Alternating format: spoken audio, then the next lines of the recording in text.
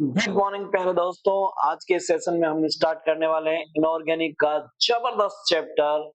Chapter का name क्या है?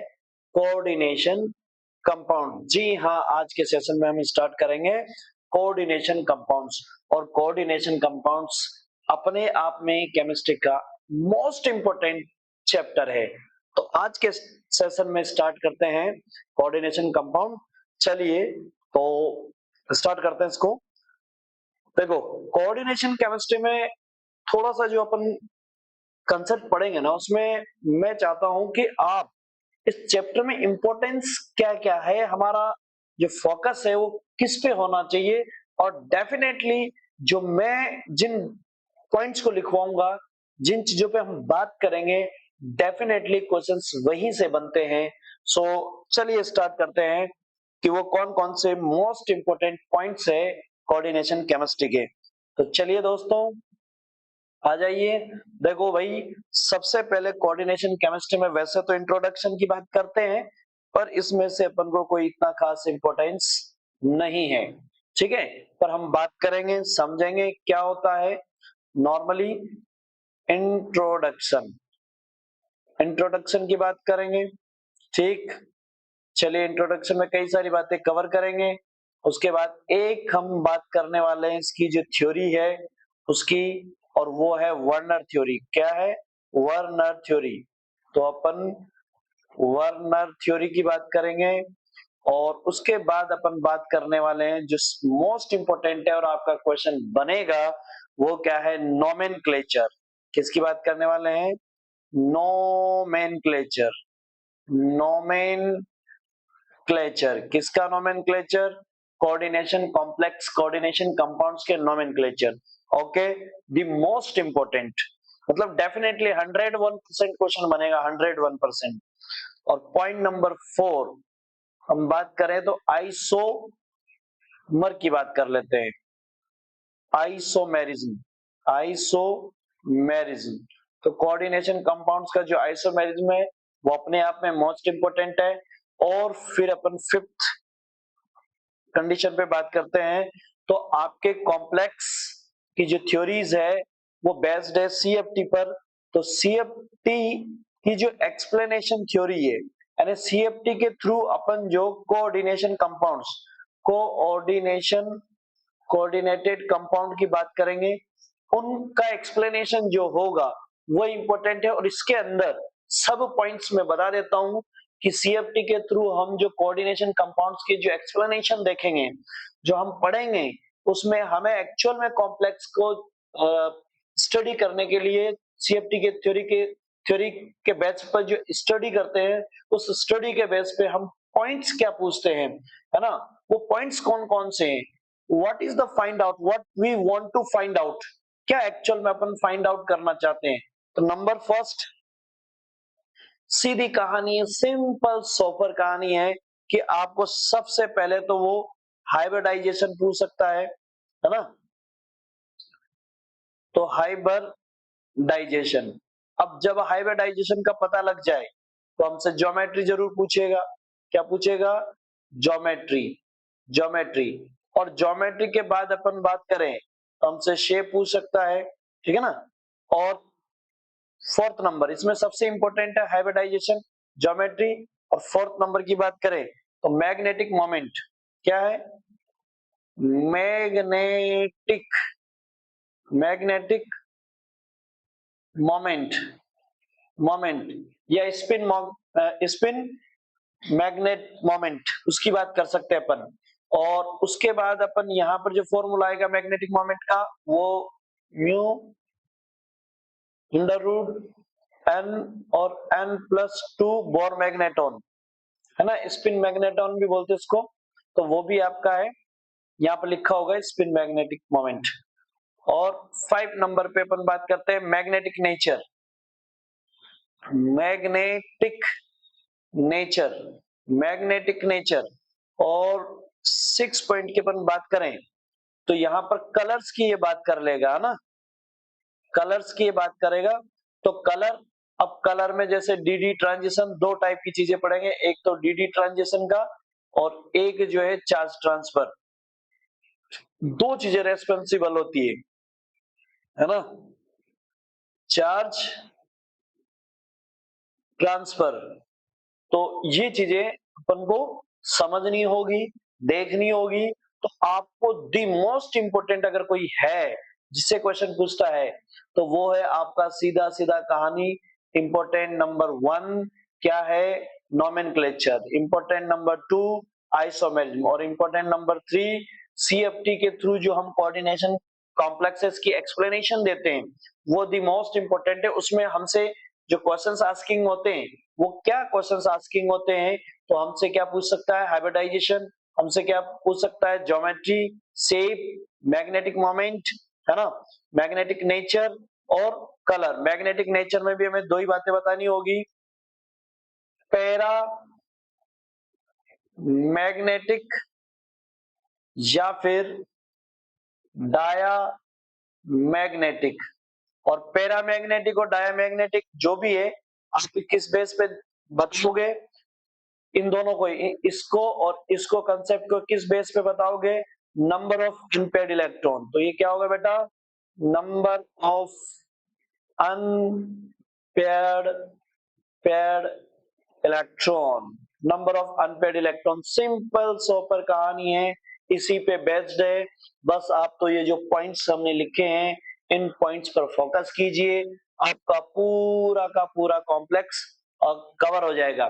और इसमें जो भी छोटी मोटी बातें हैं जैसे हम थ्योरी पढ़ेंगे तब बात कर लेंगे, जैसे कि हाइब्रिडाइजेशन वगैरह पूछता है तो वहां लो स्पिन हाई स्पिन ये भी पूछ लेता है ना, लो स्पिन है कि हाई स्पिन है, लो स्पिन है या फिर हाई स्पिन है। तो ये छोटी मोटी बातें इनको अपन वहां देखेंगे। तो मैंने ये पूरे 7 पॉइंट्स बता दिए, सीएफटी के अंदर अपन बात करेंगे तो वहां पर ये चीजें अपन जानेंगे। तो ये एक चैप्टर का पूरा ओवरव्यू था, है ना। इसकी माइंड मैपिंग थी कि हम इसमें माइंड मैपिंग कैसे करते हैं। तो सबसे पहले तो अपने माइंड में ये जो हमने लिखा है ये पूरा का पूरा सेम टू सेम छाप लीजिए, दिमाग में बिठा लीजिए।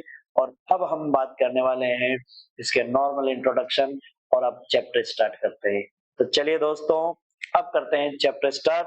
और अगर आपको यहाँ से थोड़ा बहुत भी समझ में आया कि नहीं माइंड मैपिंग बड़ी जबरदस्त हो गई है तो प्लीज लाइक कीजिए, अपने दोस्तों तक शेयर कीजिए। और अगर अभी तक आपने सब्सक्राइब नहीं किया है तो सब्सक्राइब जरूर कीजिए, ठीक है। फर्स्ट सब्सक्राइब कीजिए फिर हम चलते हैं आगे। यस, तो चलते हैं भैया। क्या होता है कोऑर्डिनेशन कंपाउंड्स वो देखेंगे, वो समझेंगे, है ना। तो इसे हम हटा दें, रफ कर दें इसको एकदम। ओके, तो आप ले लीजिएगा स्क्रीनशॉट। और अब अपन इसको हटा देते हैं, पूरी कहानी को इरेज कर देते हैं। ओके, तो चलिए आइए कहानी में जरा समझते हैं क्या है।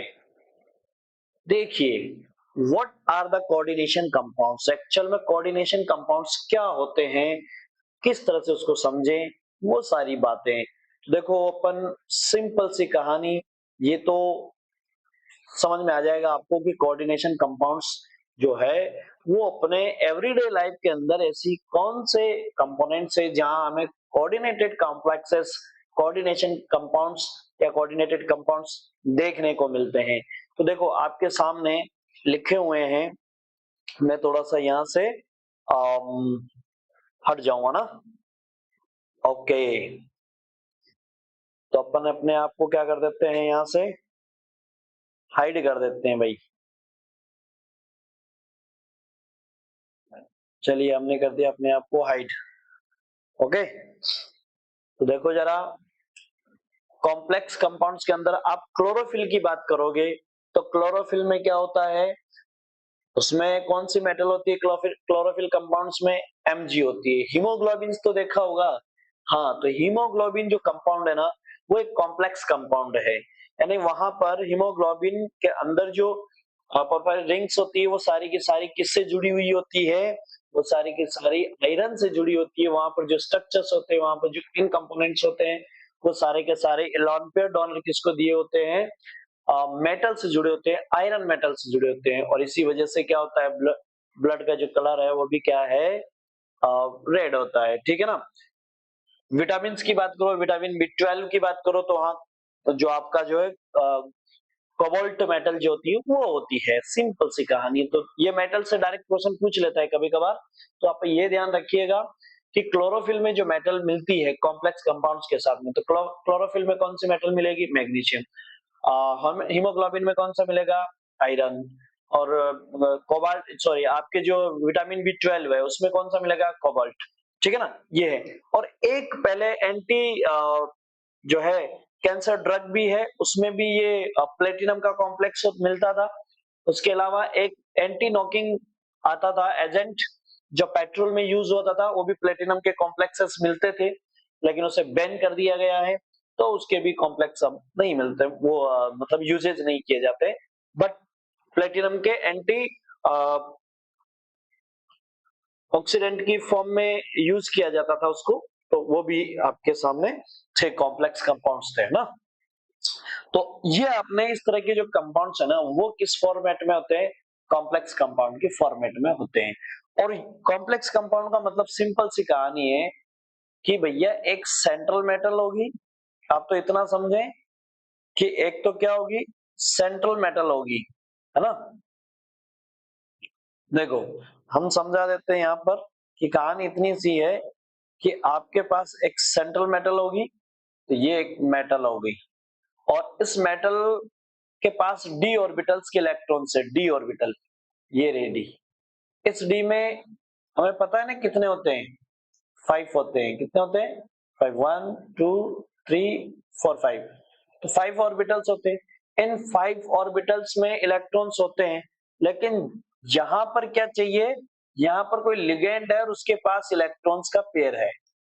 कोई लिगेंड है, उसके पास क्या है? इलेक्ट्रॉन का पेयर है, लेकिन ये लिगेंड जो है इलेक्ट्रॉन डोनेट करना चाहता है किसको? मेटल को। तो मेटल इसके लिए क्या प्रोवाइड करवाएगी?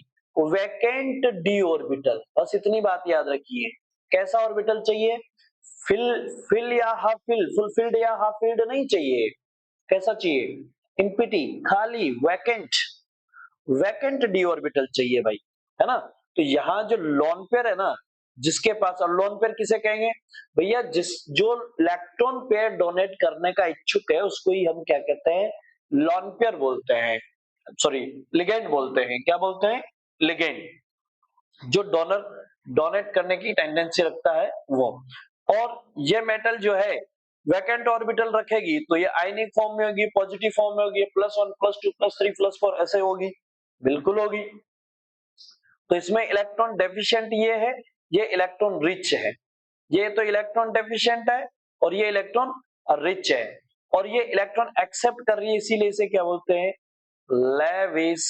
लेविस एसिड बोलेंगे। और ये किसका बिहेव? जब इलेक्ट्रॉन डोनर कर रहा है, इलेक्ट्रॉन डोनेट कर रहा है, तो ये क्या हो जाएगी? सिंपली लेविस बेस हो जाएगा। क्या हो जाएगा? Lewis base. तो आपको दो बातें क्लियर कट समझ में आ गई होगी। क्या कहानी है? एक सेंट्रल मेटल होगा, उसके चारों कई सारे लिगेंड्स होंगे। तो कई सारे लिगेंड्स होंगे, तो जितने लिगेंड होंगे उतने नंबर्स को अपन बोलते हैं कोऑर्डिनेटेड, कोऑर्डिनेशन नंबर। क्या बोलते हैं उसको? कोऑर्डिनेशन नंबर बोलोगे। और कोऑर्डिनेशन नंबर जो है वो कितने होंगे भाई? कोऑर्डिनेशन नंबर हो जाएंगे आपके, जैसे जितने होंगे, अगर 4 है तो 4 हो जाएंगे, है ना। अगर 6 है तो फिर 6 हो जाएंगे। कितने लिगेंड्स है, डोनर कितने हैं, कितने लिगेंड्स डोनेट करने वाले हैं, उसके बेसिस पर ये कहानी सारी बन जाएगी। देखेंगे, समझेंगे क्या होता है। तो कहानी इतनी है कि एक मेटल होगी, उसके चारों तरफ लिगेंड्स होंगे, और ये लिगेंड्स जब इसको इलेक्ट्रॉन डोनेट करेंगे इस तरह से, और ये वैकेंट ऑर्बिटल प्रोवाइड करवाएगी, तो इनकी ज्योमेट्री आपस में, क्योंकि इलेक्ट्रॉन्स का पेयर है ना, तो आपस में कहीं ना कहीं किसी ना किसी तरीके से रिपेल करेंगे, और उस रिपल्सन को मिनिमाइज करके सेटल होगी, जिसकी वजह से एक ज्योमेट्री बनेगी। जिसकी वजह से क्या बनेगी? एक ज्योमेट्री बनेगी। ठीक है, तो वो भी एक कहानी। ये उसको ऑन करो।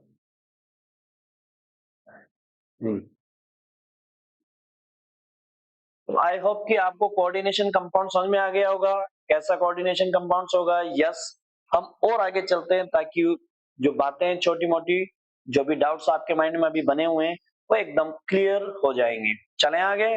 ओके, तो चलिएगा हम बात करते हैं वर्नर थ्योरी की। सबसे पहले कॉम्प्लेक्स कंपाउंड या कोऑर्डिनेटेड कंपाउंड्स के बारे में एक्सप्लेनेशन जो दिया है वो किसने दिया है? वर्नर ने दिया है, इसीलिए कहते हैं अपन इसको क्या? This is the Werner theory. How to explain it? Let's me understand. Okay, क्या है? Experiment that led to Werner theory. अब इसको अपने माइंड में कुछ ना रखें, कुछ भी नहीं रखें, कुछ नहीं समझना है ना। सिंपली अभी अपन थोड़ा सा क्या है कि मेन चीजों को समझने की कोशिश करना चाह रहे हैं, इसीलिए आप चाहे तो दिमाग में रखें, नहीं तो कोई बात नहीं है।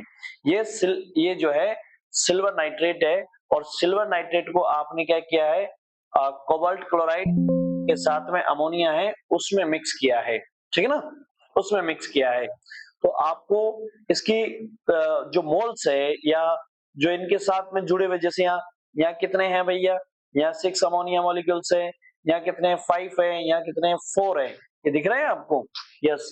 तो इन्हीं के बेसिस पर यहाँ पर क्या कहानी हो जाएगी भैया? अगर आपके पास है कि 1:3 का सॉल्यूशन बन रहा है, 1:3 का सॉल्यूशन बन रहा है, तो यहाँ पर जो है ना कलर्स अलग अलग ऑब्जर्व होंगे। देखो यहाँ पर 1:2 होगा, यहाँ 1:1 होगा, या 1:1 होगा। तो ये एक नॉर्मल कहानी है, आपको इसको नहीं समझे, अपना मेन पर्पज जो है समझना वो क्या है वो देखेंगे जरा। हाँ, आगे मैं एक क्वेश्चन के थ्रू समझाऊंगा, अभी समझ में आ जाएगा आपको कि ये क्या भला है, क्या चीजें हैं। और क्लास में बहुत ज्यादा समझते हैं, थोड़ा सा हम रिवीजन वाली बातें कर रहे हैं, तो इस पे इतना फोकस नहीं करेंगे, ठीक है ना। देखो, वैसे तो अपन को पता है कि मैं इतनी सी बात बता देता हूं आपको। देखो, Hg को आप किसी में भी लाओ, है ना, HnO3 को लाओ, अगर इसको कहीं Cl मिल गया ना तो AgCl एक PPT बनाता है। मैं ये दो बातें समझा रहा हूं। ऐसे ब्रोमीन है, अगर ब्रोमीन को किसी में भी लाओ आप, किसी में भी, बेरिलियम को किसी में भी लाओ, सॉरी, बेरिलियम को किसी में भी लाओ आप, नहीं बेरियम को, बेरियम बी है, नॉट बेरिलियम, बेरियम, बेरियम को किसी में भी लाओ, लेकिन अगर ये किसी में भी लाओ, लेकिन अगर ये किस में मिल गया? बेरियम सल्फेट में मिल गया, तो बेटा जी यहाँ पर एक पीपीटी बन जाएगी। कहानी ये है, ठीक है ना, कहानी ये है। ये बात बस इतनी सी बात जो बात है वो याद रखना फिलहाल आप। मैं आगे एक क्वेश्चन के थ्रू समझा दूंगा, आपको सारी बात क्लियर कट समझ में आ जाएगी, ठीक है। इनको मिक्स करते हैं तो ये कॉम्प्लेक्स कंपाउंड्स बनते हैं। तो वर्नर की थ्योरी क्या है? ये तो कॉम्प्लेक्स कंपाउंड बना, वर्नर का जो पोस्टुलेट्स है वो क्या है, मेनली क्या समझाना चाहता है? तो देखो, सिंपल सोफर तरीके से आप याद रखें, वर्नर थ्योरी में कोई बड़ी बात नहीं है। सबसे पहले कॉम्प्लेक्स कंपाउंड को समझाने का जो तरीका आया वो कुछ ऐसा आया कि जैसे मान लीजिए कि मैं एक कॉम्प्लेक्स कंपाउंड लिखता हूँ, यहाँ पर ये कोबाल्ट लिख दिया, यहाँ पर मैंने लिख दिया बेटा NH3 का होल 4, और यहाँ पे मैंने लिख दिया बाहर Cl2, ये मैंने लिख दिया है। अब इसमें किस किस टाइप की बॉन्डिंग है वो समझनी है हमें। तो सबसे पहले वर्नर ने समझाया कि भैया एक सेंट्रल मेटल एटम ये रही, और इससे एक तो देखो ये भी लिगेंड है, ये भी लिगेंड है, ये लिगेंड जो इसको डोनेट कर रहा है ये वाला, और ये आयन जो डोनेट कर रहा है ये इसके अट्रैक्शन में, क्योंकि बॉन्डिंग बॉन्डेड तो है ही, किसी ना किसी बॉन्ड से बॉन्डेड है, बॉन्डेड तो है ही, चाहे आयनिक हो, चाहे कोवलेंट हो, या कोऑर्डिनेटेड हो। तो ये वाले अंदर के जो है ना ये कोऑर्डिनेटेड है, ये तो क्या है? कोऑर्डिनेटेड, और ये क्या है? आयनिक। तो वर्नर ने क्या किया, जो कोऑर्डिनेटेड है उनको तो समझाया डार्क लाइन से, उनको तो रिप्रेजेंट किया किससे? डार्क लाइन से रिप्रेजेंट किया, और उनको नेम क्या दिया? इनको नेम क्या दिया? सेकेंडरी। क्या नेम दिया? सेकेंडरी वैलेंसी, ये सेकेंडरी वैलेंसी। तो देखो, कॉम्प्लेक्स में जब एंटर करते हो तो सबसे पहले तो यही मिलेगा, पॉजिटिव नेगेटिव आयन, ये नेगेटिव है तो ये पॉजिटिव है, तो यहीं से तोड़ोगे सबसे पहले, यस। तो पहले जो मिला उसे प्राइमरी बोल दिया, और प्राइमरी को कैसे एक्सप्लेन किया इसने? डॉटेड लाइन से। अगर Cl को बताना होगा तो किससे बताया? डॉटेड लाइन से, बस इतनी बात याद रखना। मतलब कॉम्प्लेक्स के बाहर वाले जो आयन से वो अगर रिप्रेजेंट करने हैं तो डॉटेड लाइन से रिप्रेजेंट करने हैं और उनको कहते हैं प्राइमरी वैलेंसी। और अगर अंदर वाले यानी इस ब्रैकेट के अंदर वाले, इस कॉम्प्लेक्स स्फीयर के अंदर वाले जो लिगेंड्स है उनको रिप्रेजेंट करना है तो उसको क्या बोलते हैं, सेकेंडरी सेकेंडरी वैलेंसी बोलते हैं। उसे डार्क लाइन से रिप्रेजेंट करते हैं। बस इतनी सी बात आपको वर्नर थ्योरी के अंदर समझनी है और इससे ज्यादा कुछ नहीं समझना है। क्लियर है?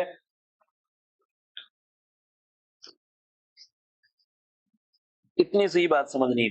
अब इसके आगे कोई पॉइंट अगर रखना है या तो ये रखना है कि जो प्राइमरी वैलेंसी है वो आयनाइजेबल होती है, आयनिक कैरेक्टर की होती है, जबकि आपके पास सेकेंडरी वैलेंसी है वो नॉन आयनाइजेबल होती है, वो कोऑर्डिनेटेड होती है। ठीक है, इतनी बात याद रखनी है। ओके, समझ में आ गई? ओके, चलिए बात करते हैं आगे। ये सारी चीजें आप देख लेना, बाकी अपन को कोई खास बात नहीं समझनी है इसमें। प्राइमरी और सेकेंडरी वैलेंसी मैंने समझा दिया। ठीक है भाई? ओके, तो अब अपन आगे चलते हैं। ये तो आई समझ वाली बातें हो गई, इनको बाद में बात करते हैं। हमारा मेन मुद्दा जो है समझना, वो क्या है उसको समझते हैं। यस, एक आ गया अपना कि आपके पास कॉम्प्लेक्स कैसे पहचाने आप, क्या है मेन स्टोरी क्या है, ये तो उसने समझा दिया। देखो मैं समझाता हूँ मेन स्टोरी क्या है। भाई आप नॉर्मल, आपने एक चीज जरूर देखी होगी, सॉल्ट देखा है आपने? कोई भी normal salt, salt, table salt देखा है? एक सॉल्ट जब भी आप देखते हो, इतना तो केमिस्ट्री आपने पढ़ाई होगा, एक सॉल्ट जो भी देखते हो आप, तो उसमें हमेशा क्या होता है, एक पॉजिटिव आयन होता है और एक नेगेटिव आयन होता है। जैसे यहाँ सोडियम है तो सोडियम पॉजिटिव है, और फिर Cl है तो Cl नेगेटिव है। तो एक पॉजिटिव और एक नेगेटिव, कोई भी कंपोनेंट के अंदर क्या प्रेजेंट होता है, the positive part and negative parts. Anything, any type of the ions, any type of the component, they have a positive and negative part also। ठीक है, तो ये दोनों ही चीजें उसके पास मिलेगी, डोंट वरी, हर एक में मिलेगी। अगर मिलती है तो first we write the positive part and we write the negative part. पहले हमेशा पॉजिटिव लिखा जाता है और बाद में नेगेटिव लिखा जाता है, हमेशा यही होता है। केमिकल फॉर्मूलाज के अंदर अगर आप कोई चीज लिखना चाहते हैं तो यही होता है। ठीक है, ओके, कुछ ऑर्गेनिक के कंपोनेंट्स को छोड़ के बाकी में तो यही हम बात करेंगे। तो मैं हमेशा जनरल थिंक यही है कि हम पहले पॉजिटिव ही लिखेंगे, बाद में नेगेटिव ही लिखेंगे, चाहे कुछ भी हो। ठीक है ना? अब ये जो सॉल्ट है ना, इसे बोलते हैं सिंपल सॉल्ट या सिंगल सॉल्ट।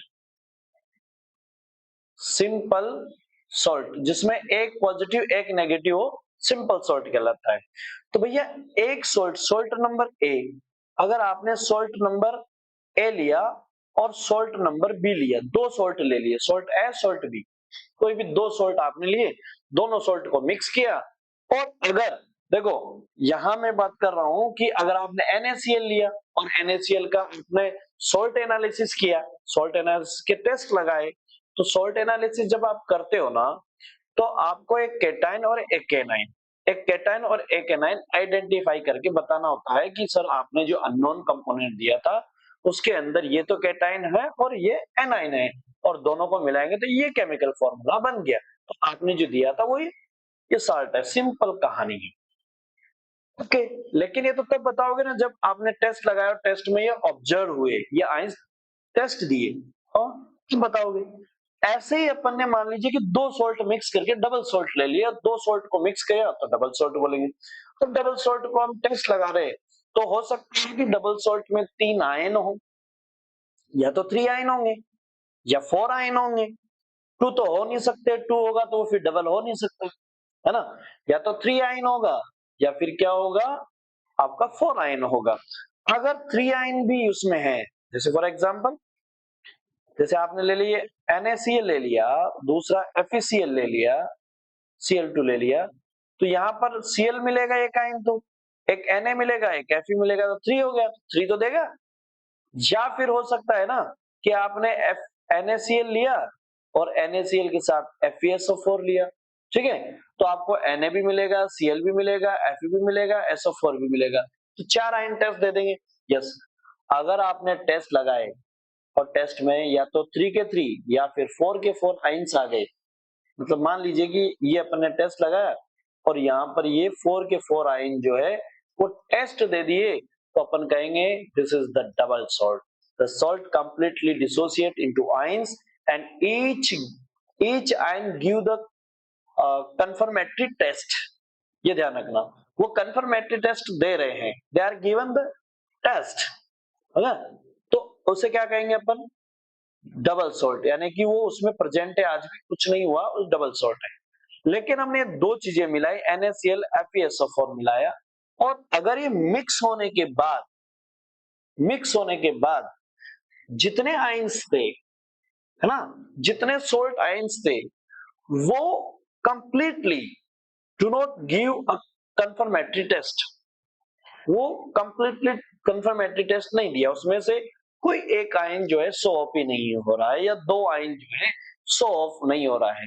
इसका मतलब अगर वो टेस्ट नहीं दे रहा है, हमने तो मिलाए थे, हमने मिलाए तो फिर कहाँ गए वो, इसका मतलब उन्होंने बना लिया है कॉम्प्लेक्स। क्या बना लिया है, कॉम्प्लेक्स। तो ऐसे तो अपन इनको पहचानते हैं, तो सिंपली ये क्या बना लेते हैं, कॉम्प्लेक्स बना लेते हैं, ठीक है ना। तो जैसे आपने ये मिलाया और इन्होंने सबके सब वाटर में आयंस दे दिए, तो ये भाई भाई इनको अपन क्या कहेंगे, ये सिंपल सॉल्ट है। और अगर आपने देखा कि भैया ये तो आयन जो है वो टेस्ट दे रहे हैं, नहीं दे रहे हैं, तो हम क्या कहेंगे उसको, उसको सिंपली हम क्या कह देंगे कि भैया ये जो है वो कॉम्प्लेक्स बना बैठे, सिंपल कहानी है। दिख रहा है आपको एग्जांपल में, यस, बना बैठे ना। तो अब यहाँ पर देखो मोर सोल्ट है, तो ये डबल सोल्ट हो गया। मोर सोल्ट क्या है, डबल सोल्ट है, क्योंकि इसमें Fe भी है, सल्फेट भी है और NH4 भी है, ये आयन है। उसके अलावा पोटासियम हो गया। अरे पोटासियम को याद कैसे रखना, पोटासियम के फॉर्मूले को याद कैसे रखना, नाम क्या है इसका, पोटासियम। पोटास मतलब पोटेशियम, एलम मतलब एल्यूमिनियम, तो पोटास मतलब पोटेशियम के, एलू मतलब, है ना, एलम मतलब एल्यूमिनियम, एल्यूमिनियम, और किसका है, सल्फेट का है, किसका है, सल्फेट का है 2, और इसके साथ वाटर मॉलिक्यूल याद रख लीजिएगा 24 है। हो गया पोटासियम का फॉर्मूला, है ना। मोर सॉल्ट का आपके सामने है ही, फेरस अमोनियम सल्फेट, ये वाला है, ठीक है ना भाई। चलिए तो अपन चलते हैं हम आगे।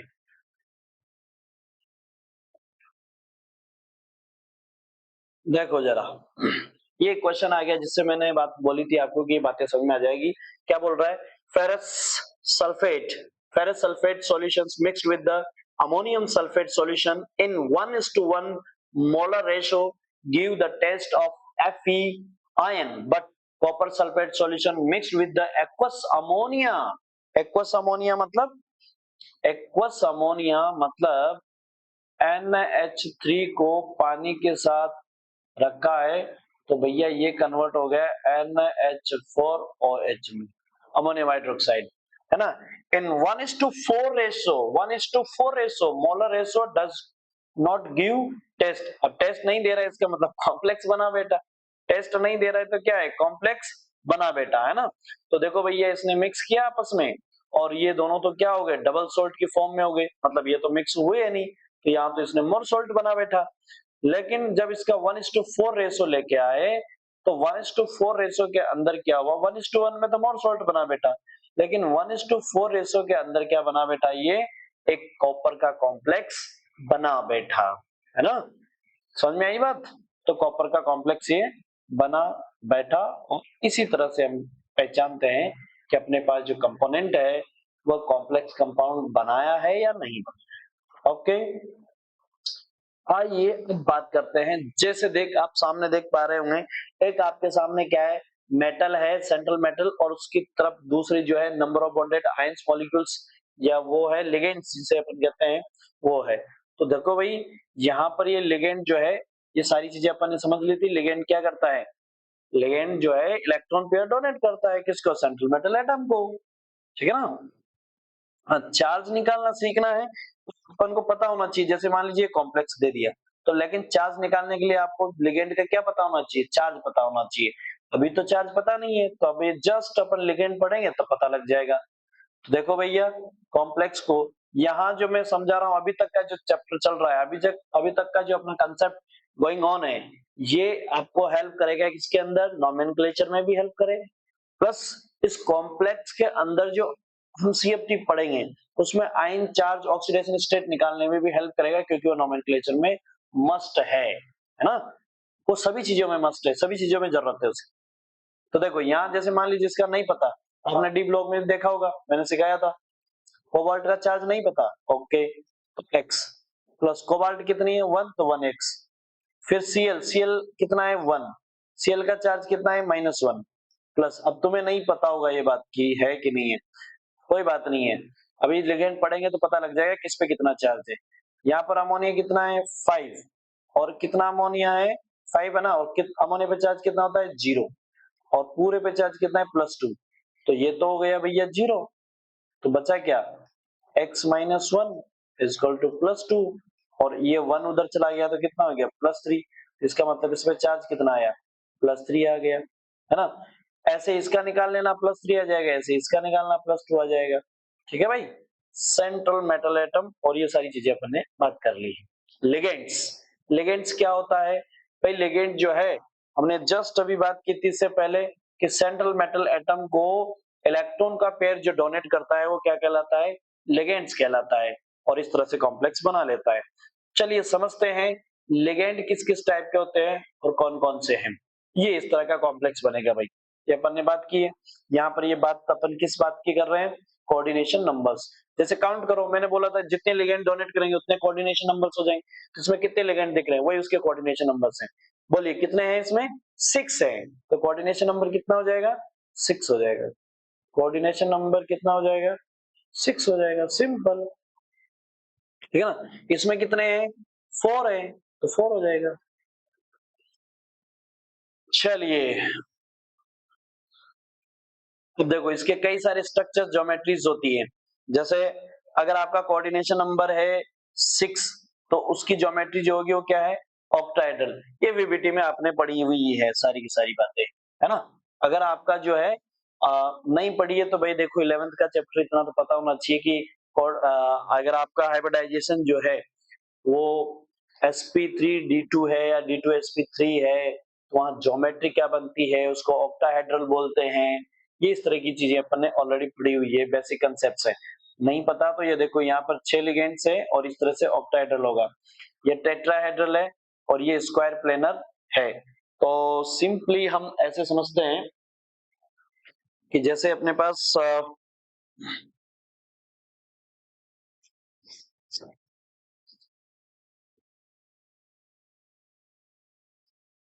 जैसे मान लीजिए कि अपन बात करें ये है, अब आपको करना है ऑक्टाहेड्रल मानना है, ऑक्टाहेड्रल, तो यहाँ पर देखो यहाँ पर क्या है, यहाँ बीचों बीच तो क्या है मेटल है, सेंट्रल मेटल है, और एक इधर जुड़ गई, एक इधर जुड़ गई, एक इधर और एक इधर, ऐसा है ना। यहाँ सेंट्रल में है, एक यहाँ जुड़ गई, एक यहाँ जुड़ गई, और एक यहाँ और एक यहाँ, तो ये प्लेनर हो गया, सीधा सीधा एक बुक का प्लेन हो गया। प्लेन के चारों कोनों पे जो है 4 लिगेंड हो गए, बीच में हो गई मेटल, तो ये तो क्या हो गया स्क्वायर प्लेनर, स्क्वायर प्लेनर। अब स्क्वायर प्लेनर पे क्या करना है, एक जो है, एक तो आपको रखना है इधर ऊपर ऐसे, और एक रखना है आपको नीचे ऐसे, ठीक है ना। तो इस तरह का जो कॉम्प्लेक्स बनेगा उसको क्या बोलते हैं, ऑक्टाहेड्रल बोलते हैं। अब इसको आप इस जो टॉप पार्ट है, इस टॉप पार्ट से इसको मिलाओ, इसके इसके जो टॉप पार्ट है इसको, इससे इसको मिलाओ, इसको मिलाओ, इसको मिलाओ, इसको मिलाओ, तो एक पिरामिड दिखेगा ऊपर और एक पिरामिड नीचे दिखेगा, है ना। तो ये इस तरह की जो स्ट्रक्चर्स होती है वो क्या कहलाती है ऑक्टाहेड्रल, और इसको मिला दोगे सारों को तो आपको क्या मिलेगा पिरामिड मिलेगा, तो आप क्या बोलोगे इसको, आप सीधी सीधी कहानी बोलोगे स्क्वायर बाई पिरामिडल। तो ऑक्टाहेड्रल तो geometry shape square bi pyramidal है ना। ऐसे अपन बात करें टेट्राहेड्रल्स की, तो देखो भाई टेट्राहेड्रल्स में जो है ना,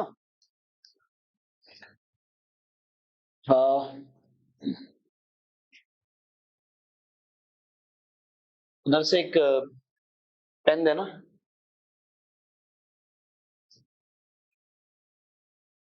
एक पेन दो उधर से।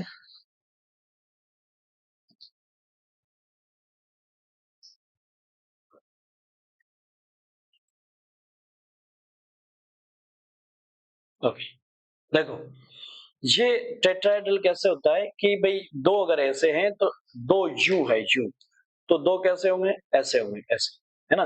तो इसको क्या बोलते हैं, टेट्राहेड्रल बोलते हैं। सिंपली क्या बोलते हैं, टेट्राहेड्रल। अब आपको इसको यूं कर दो तो ऐसे दिखेगा, जैसे नीचे एक पिरामिड है, इन सबको आपस में मिलाओगे तो क्या हो जाएगा, पिरामिड। इस स्ट्रक्चर को क्या बोलते हैं, टेट्राहेड्रल बोलते हैं। क्या बोलते हैं, टेट्राहेड्रल।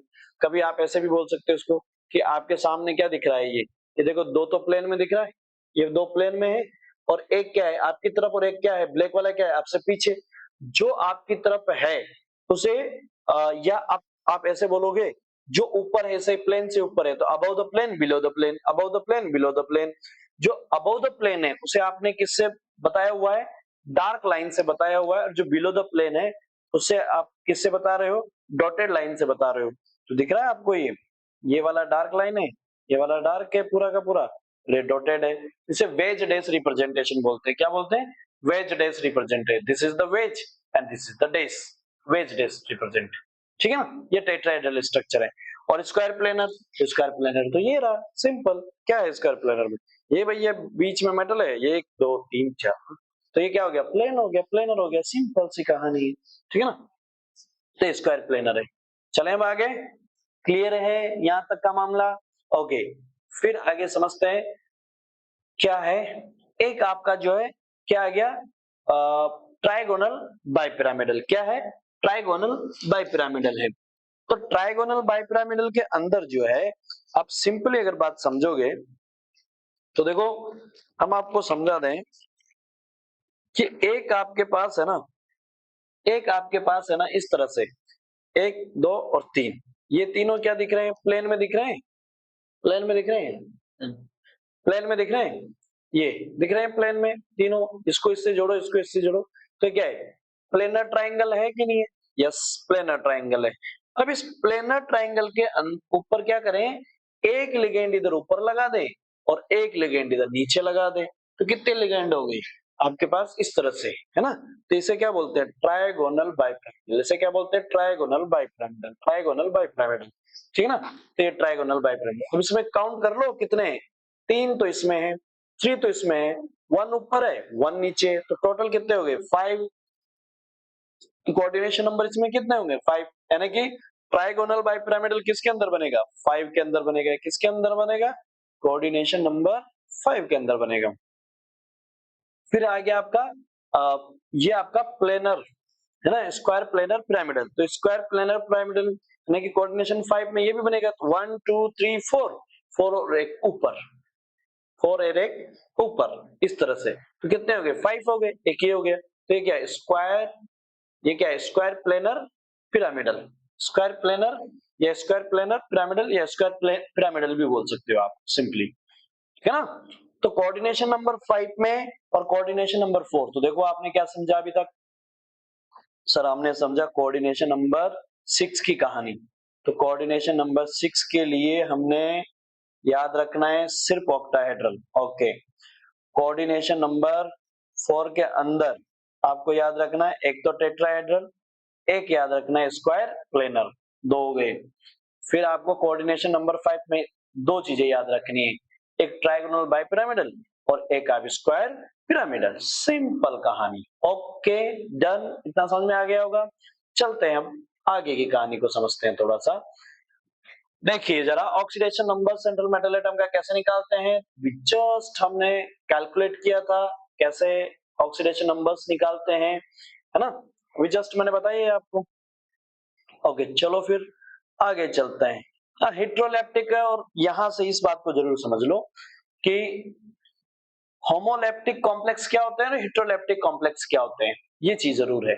होमोलैप्टिक क्या होती है भाई, सेंट्रल मेटल एटम के चारों ओर जितने भी नंबर ऑफ इलेक्ट्रो लिगेंड्स हैं, जो आपने सेंट्रल मेटल एटम के चारों ओर जितने भी 4 है 5 है 6 है, जितने भी कोऑर्डिनेटेड लगे हुए हैं, वो सारे के सारे एक जैसे होने चाहिए। जैसे जैसे इसमें 4 है, 4 के 4 सेम ही हो, तो होमोलैप्टिक होगा।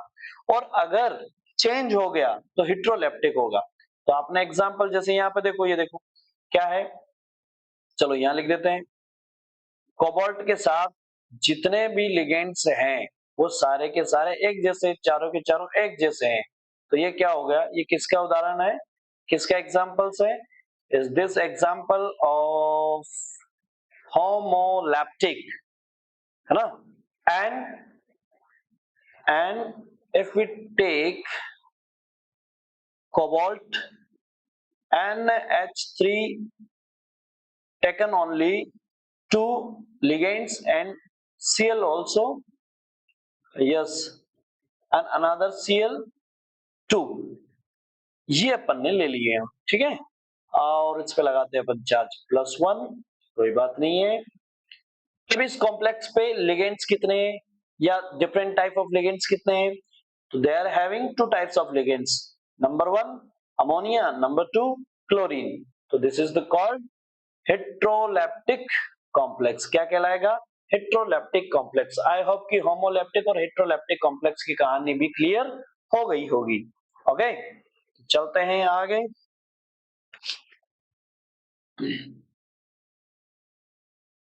Yes, what is the coordination entities formed when excess of the aqueous KCN is added to an aqueous solution of copper sulfate, and why is it that no precipitate of the copper sulfide is obtained when H2S is passed through solution?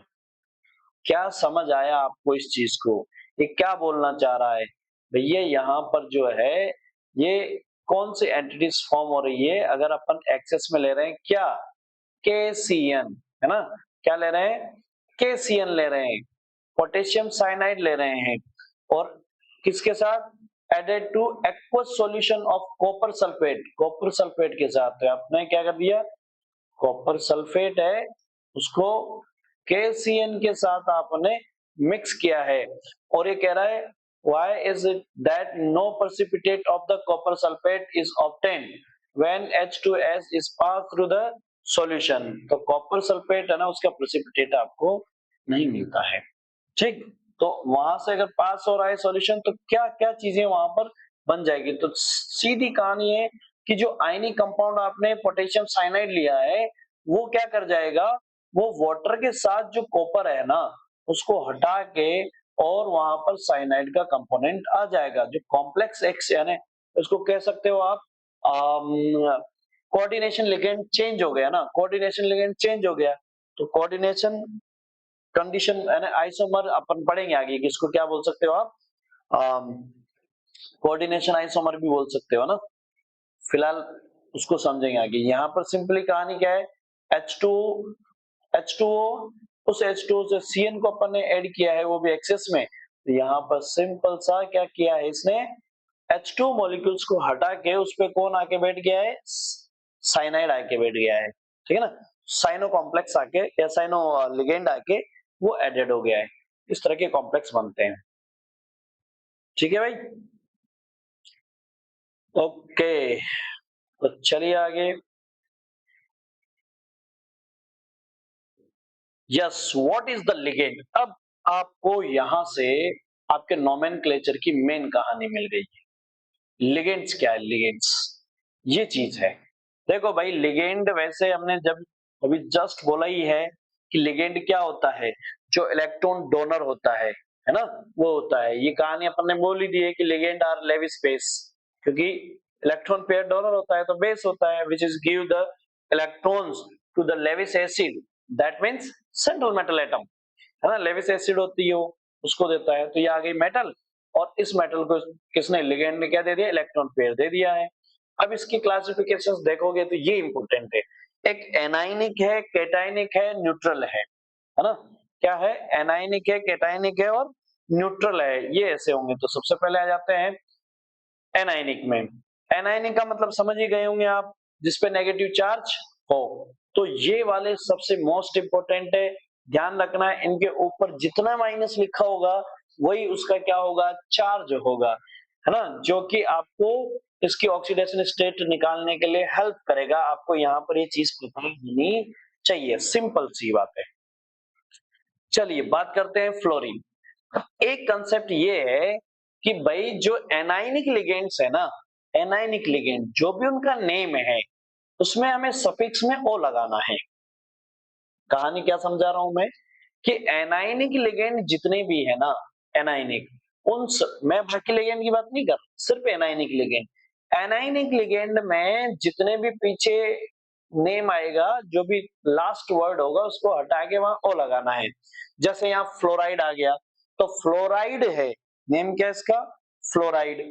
अब fluoride है ना, fluoride है, तो इसका ई हटा के क्या लगा दिया, ओ, तो क्या हो गया, फ्लोराइडो।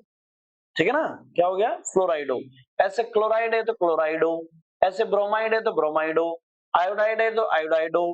ठीक है ना, और साइनाइड है तो साइनो या साइनाइडो, दोनों साइनो साइनाइडो दोनों बोल सकते हैं। अब देखो इस पे चार्ज कितना आ रहा है, कितना माइनस है, 1, तो इसका चार्ज भी होगा -1। इस पे कितना है, -1 दिख रहा है ना, माइनस माइनस लगे मतलब 1 1 है, तो इन सब पे चार्ज है -1 -1। और ये कहाँ काम आएगा, ये भैया काम आएगा जस्ट इस तरह से, जब अपन कॉम्प्लेक्स निकालेंगे ना, जैसे यहाँ लिखा H2O का होल ट्वाइस, और यहाँ लिख दिया आपने Cl2, और यहाँ लिख दिया आपने +1। तो आप जब ये लिखोगे ना मेटल का, इस कोबाल्ट मेटल का चार्ज निकालोगे, तो यहाँ X प्लस कितना लिखोगे, 2 वाटर, वाटर का कितना होता है 0, प्लस 2 इंटू Cl का कितना है, तो Cl का ये देखो, Cl का ये रहा, ये माइनस है, इसका मतलब क्या है, -1 चार्ज है, कितना है, -1। और Cl2 की, Cl है कितनी, ये रही 2, तो मैंने 2 लिख दिया, और इसका चार्ज कितना है, 1 Cl का -1 होता है, तो 2 Cl का कितना हो जाएगा, -2 हो जाएगा। ऐसे चार्ज निकालने के लिए काम आएगा अपन को ना। और इक्वल टू में क्या लिख दोगे, +1, तो निकाल के बताओ फटाफट से, ये तो खत्म हो गया, 0 हो गया, तो ये क्या हो गया, x -2 इक्वल टू +1, तो x इक्वल टू +3। आई बात समझ में, चलो ऐसे अपन बाकी का भी निकालेंगे। तो ऑक्सीजन का क्या है, तो ऑक्साइड है, इसका क्या है, ऑक्सो भी बोलते हैं, बाकी इसका आप क्या बोलते हो, ऑक्साइड बोलते हैं, तो ऑक्सो भी बोल दो, या फिर इसको क्या बोल दोगे, ऑक्साइडो, ऑक्साइडो, ठीक है ना, ऑक्साइडो। हाइड्राइड है तो हाइड्रोक्सो या हाइड्रोक्साइडो, है ना, हाइड्रोक्सो भी बोल दोगे इसको, हाइड्रोक्साइड को क्या बोलोगे, हाइड्रोक्सो। ओके, सल्फेट को क्या बोलोगे, सल्फेटो, है ना, और नाइट्रेट को क्या बोलोगे, नाइट्राइटो या नाइट्रो, नाइट्रो भी बोल सकते हो, नाइट्राइटो भी बोल सकते हो। ठीक है, ऐसे आपके पास क्या है, एसीटेट, एसीटेटो, एसीटेट को क्या बोलोगे, एसीटेटो। फिर आगे आपके न्यूट्रल लिगेंड्स। देखो न्यूट्रल लिगेंड में कुछ नहीं बोलना है अपन को, कुछ नेम्स है उनको याद रखना है। जैसे यहाँ है अमोनिया, लेकिन आपको वहां पर नेम में अमोनिया नहीं लिखना है ना, क्या लिखना है, अमाइन। क्या लिखना है, अमाइन। और अमाइन में भी याद रखना डबल एम, अमाइन में भी याद रखना डबल एम, सिंगल वाला नहीं। ओके, चलो कोबाल्ट, कोबाल्ट का क्या, कार्बोनिल, है ना। H2O का क्या, एक्वा, वाटर, वाटर कई बोतलों में नहीं देखा, एक्वा, एक्वा की बोतल मिली है, एक्वा, एक्वा, एक्वा मतलब क्या होता है, वाटर ही तो होता है। तो बोतलों के अंदर कई तो वाटर की कंपनी है एक्वा, तो बोतल पे लिखा होता है एक्वा, और एक्वा लिखा होता है मतलब वो पानी तो है। तो हम कोऑर्डिनेशन कंपाउंड्स में वाटर का नेम क्या है, एक्वा। ठीक है, ऐसे एनओ आपका नाइट्रोसिल, तो एनओ को क्या बोल दोगे, नाइट्रोसिल। ऐसे आपके पास जो है मिथाइल अमाइन है ना, क्या है, मिथाइल अमाइन है। तो यहाँ जो अमाइन यूज कर रहे हो डबल एम यूज कर रहे हो। ठीक है भाई, ऐसे ऑक्सीजन है तो डाइऑक्सीजन हो गया। अब आ गया मेन कहानी में हीरो, न्यूट्रल में ये रहा, इसको क्या बोल रहे हो, इथाइलिन डायमाइन। देखो यहाँ सिंपल कहानी है, इससे कई सारे मिल जाएंगे, कई सारे बनेंगे। क्या हो गया, ये है, ये इथीन है, इथेन है, इस इथेन पे यहां पर लगा दिया हमने NH2, NH2, तो इसको बोलते हैं क्या, इथाइलिन डाई अमाइन, दो अमाइन है ना, इथाइलिन डाई अमाइन। और इसको शॉर्ट फॉर्म में हम बोलते हैं EN। क्या बोलते हैं, EN। तो ध्यान रखना इसका, ज्यादातर आपको कॉम्प्लेक्स में E और N देखने को मिलेगा, क्या मिलेगा, EN। इसका शॉर्ट में नेम, क्योंकि नेम बड़ा लॉन्ग नेम है ना, उसको फिर अब इतना टाइम वेस्ट कौन करे लिखने के लिए सारी चीजें, तो उसको शॉर्ट नेम दे दिया है EN।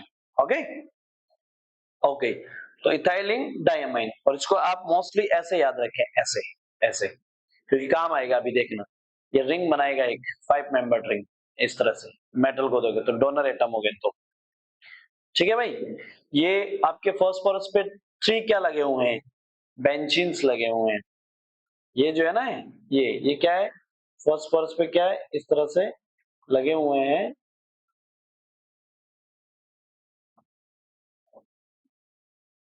ये, इस तरह से, ठीक है ना, ये इस तरह से लगे हुए हैं, ये इस तरह से लगे हुए हैं। ओके, और 3 लगे होने के बाद फॉस्फोरस के पास एक लोन पेयर होता है, तो डोनेट करेगा ही। न्यूट्रल है लेकिन ये ना, तो triphenyl phosphine, triphenyl phosphine. Okay, ऐसे ही आप नाइट्रोसिल तो हो गया अपना, मिथाइलामाइन हो गया है ना। कैटायनिक लिगेंड, कैटायनिक लिगेंड होते हैं और, लेकिन अब आपको फिलहाल ये याद रखना, कौन सी वाली बात कर रहे हैं, नाइट्रोसोनियम। ये क्या है, नाइट्रोसोनियम, है ना, नाइट्रोसिल था ना, उसमें पॉजिटिव आ गया तो नाइट्रोसोनियम। जैसे ये आप पॉजिटिव लिगेंड्स आपके क्या है, ये रहा, देखो ये हाइड्रोजीन है, वैसे इसको बोलते हैं अपन हाइड्रोजीन, NH2 NH2 हाइड्रोजीन बोलते हैं इसको। अब इस हाइड्रोजीन पे एक H लगा दो तो पॉजिटिव हो जाएगा, है ना, पॉजिटिव वाला H लगा दो तो हो जाएगा NH2 NH3 पॉजिटिव। तो ये क्या हो गया, हाइड्रोजीनियम, है ना। ऐसे ही आपका ये हो गया नाइट्रोसोनियम या नाइट्रोसोनियम, ये रहा नाइट्रोसोनियम या नाइट्रोसोलियम, ठीक है। NO2 है नाइट्रोनियम, है ना। NH3 पॉजिटिव बेंजीन है, एनिलीन है ये क्या है, एनिलीन है ना, ये बेटा एनिलीन है। बेंजीन पे क्या लगा दो आप, बेंजीन पे लगा दो NH2, तो ये हो गया आपका एनिलीन, और इस एनिलीन पे एक और H लगा दो पॉजिटिव, तो जब ये इस पे लग जाएगा तो पॉजिटिव हो जाएगा। तो क्या लिख दोगे इसको, एनिलीनियम। पॉजिटिव वाले ना, पॉजिटिव का सफिक्स होता है IUM, नेगेटिव का सफिक्स होता है IDE, और किसी के साथ ऑक्सीजन लगा हुआ हो, किसी के साथ ऑक्सीजन लगा हुआ हो तो ATE या ITE, ठीक है ना, ये होते हैं, वो उनके ऑक्सीडेशन स्टेट पे डिपेंड करते हैं। चलिए आगे, तो आपने लिगेंड्स के नेम समझ लिए हैं, है ना, तो चले, देखो ये डेंटिसिटी की अपन बात कर रहे हैं। डेंटिसिटी क्या होती है भाई, ये होती है डेंटिसिटी, इसके पास लोन पेयर डोनर है तो ये इसको डोनेट कर रहा है, इसीलिए डेंटिसिटी। ये इसको डोनेट कर रहा है, इसीलिए डेंटिसिटी। अब एक मॉलिक्यूल कितने लोन पेयर डोनेट कर सकता है, it just called denticity. One ligand how many electron pair donate, या one ligand having how many donor sites is called the denticity, ठीक है ना। लेकिन देना चाहिए, होने से नहीं, हो तो दो सकती है, लेकिन डोनेट करे उसे डेंटिसिटी बोलते हैं, होने को डेंटिसिटी नहीं बोल सकते। देखो डोनेट इसके पास दो है, दोनों की दोनों डोनेट होती है तो डेंटिसिटी इसकी 2 है। तो EN की डेंटिसिटी क्या है, EN की डेंटिसिटी है 2, ठीक है। जैसे CN है, CN की डेंटिसिटी क्या होगी, अब CN के पास तो ये डोनेट कर रहा है, ये 1 होगी, डेंटिसिटी 1 होगी। लेकिन ध्यान रखना भैया, डेंटिसिटी तो है, लेकिन CN ऐसे एग्जांपल्स हैं जो एम्बीडेंटेड कहलाते हैं। अभी एम्बीडेंटेड क्या बला आ गई, वेट वेट वेट, अभी बताते हैं डेंटिसिटी क्या है, एम्बीडेंटेड क्या है। पहले समझो डेंटिसिटी को। NH3 के पास एक ही लोन पेयर है, यस, तो डोनेट करता है एक, यस, इसकी डेंटिसिटी होगी 1। H2O के पास दो लोन पेयर है लेकिन डोनेट तो वो एक को ही कर पाता है, तो डेंटिसिटी हो गई 1, ठीक है। Cl की डेंटिसिटी, तो Cl पे -1 होता है इसलिए डेंटिसिटी भी 1 होगी। अरे डेंटिसिटी पे पॉजिटिव नेगेटिव मत लगाना, डेंटिसिटी तो सिर्फ ये बता रही है कि इलेक्ट्रॉन पेयर कितने डोनेट किए, इसलिए वहां पर नेगेटिव पॉजिटिव का कोई रेस्पॉन्स नहीं होगा, वहां पर सिंपली 1 2 3 ऐसे नंबर्स चलेंगे, है ना। फ्लोरीन पे कितनी होगी, तो 1 होगी, कुछ समझ में आई बात। और इसकी कितनी है, EN की कितनी है, तो 2 डेंटिसिटी है, ठीक। क्या है कि एन के पास तो दो साइट्स थी ना डोनेट करने की, इसीलिए उसको क्या बोलते हैं। और ये रिंग दे भी पाया, लेकिन देखो सीएन है ना, सीएन बेटा, सीएन के पास है ना, इधर नाइट्रोजन के पास तो है लोन पेयर और कार्बन के पास है नेगेटिव, क्योंकि कार्बन को देख लो, कार्बन कितने बॉन्ड बनाता है, 4। लेकिन कितने बनाए हुए हैं अभी, 1 2 3 3 बॉन्ड। तो एक बॉन्ड जो नहीं बना हुआ वो हो गया चार्ज की फॉर्म, माइनस की फॉर्म में। तो अब इसके पास कार्बन पे भी माइनस है और नाइट्रोजन पे लोन पेयर है। तो भैया ये तो इसके पास तो डोनर साइड 2 है, डोनर साइड कितनी है, 2। लेकिन ये डोनेट 2 नहीं, डोनेट जो है वो दोनों ही नहीं कर सकता, सिर्फ एक ही कर पाएगा, दोनों नहीं कर सकता। ये इसको या तो ये डोनेट करे या ये करे, वन टाइम में वन। तो ऐसे ligands, those ligands having two donor site, but one time they can donate only one, it's called the ambidentate, है ना, जो वन टाइम में एक ही डोनेट कर पाए, इसे क्या बोलते हैं, एम्बिडेंटेड बोलते हैं। तो ये कहानी है। क्यों नहीं देते हैं, तो देख लो यार, मान लीजिए कि इसने इसको डोनेट किया और एक इसने भी इसको डोनेट कर दिया, तो आप इसको देखो कितने मेंबर्ड रिंग होगी, carbon, nitrogen, central metal atom एक, ऐसे तो कितने मेंबर्ड हुई, 1 2 3 3 membered, 3 membered ring highly strain है, हाईली खिंचाव है उसमें, तनाव है, ऐसे ऐसे ऐसे 3 मेंबर्ड रिंग ऐसे ऐसे खिंचाव है उसमें, खिंचाव है ना, पूरी बैंड कर गई है। तो इतना स्ट्रेन आता है कि बन ही नहीं पाती है भैया, ये इतना स्ट्रेन आ जाता है, इतना स्ट्रेन आ जाता है, इतना खिंचाव आ जाता है कि आपस में बन ही नहीं पाती है ना, टूट जाती है, उसमें बन ही नहीं पाती, इतनी खिंचाव आ जाता है कि ब्रेक डाउन हो जाती है। सो ये हाईली अनस्टेबल है, क्या है, हाईली अनस्टेबल है, ये बन नहीं पाती, इसी वजह से वन टाइम में वन ही डोनेट हो पाएगा।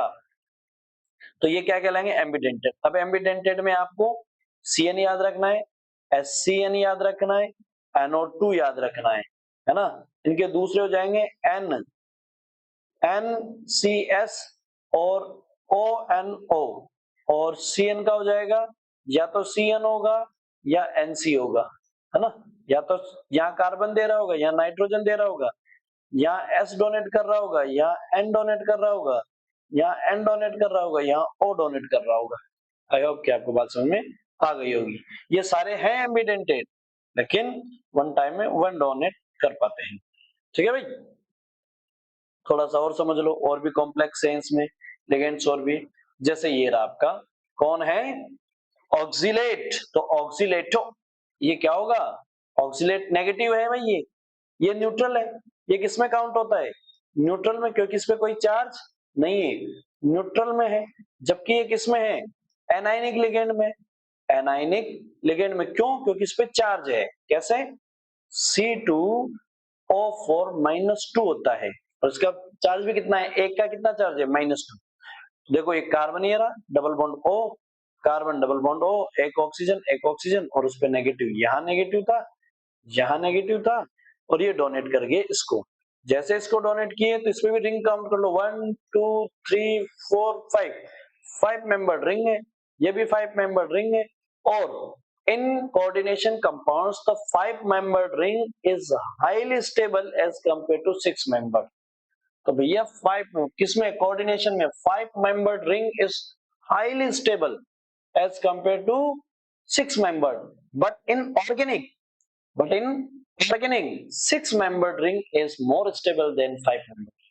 ध्यान रखना, ऑर्गेनिक में तो 6 मेंबर ज्यादा स्टेबल है, और किसके कंपैरिजन में, 5 मेंबर के में, और कोऑर्डिनेशन कंपाउंड में 5 मेंबर जो है वो ज्यादा स्टेबल है एज कंपेयर टू 6 मेंबर।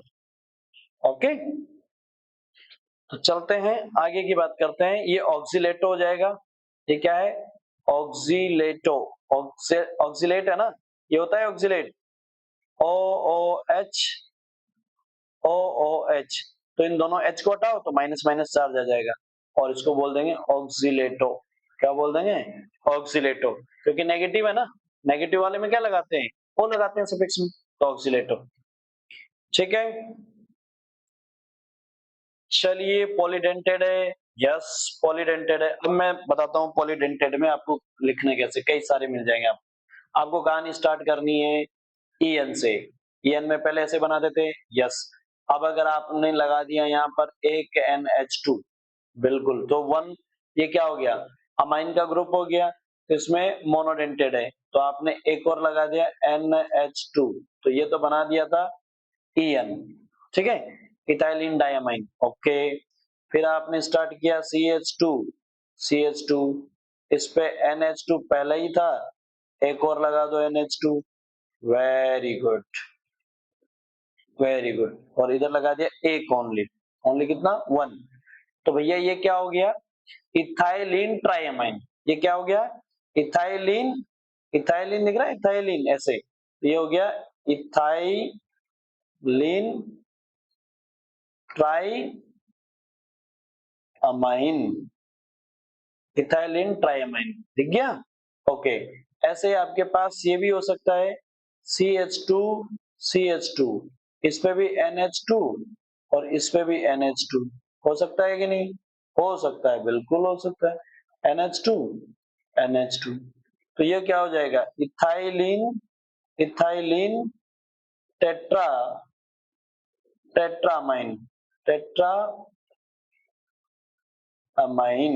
हो गया, ओके। अब एक और सुनो, अगर मैं बात करूं यहां से कि मैंने भैया इस पे लगा दिया क्या, NH, और इस पे भी लगा दिया NH, तो इस NH पे मैं H हटा के, एक H हटा के एक लगा दिया एसीटेट ग्रुप, क्या लगा दिया, एसीटेट ग्रुप लगा दिया, OO माइनस, ये लगा दिया एसीटेट ग्रुप, ठीक है। तो ये क्या हो जाएगा, इथाइलिन डायअमाइन मोनोएसीटेट, इसका नेम क्या हो जाएगा, इथाइलिन डायअमाइन मोनोएसीटेट, तो इसका हो जाएगा इथाइलिन डायअमाइन मोनो एसीटेटो, ये एसीटेटो हो जाएगा, क्यों, क्योंकि भैया ये नेगेटिव में चला गया।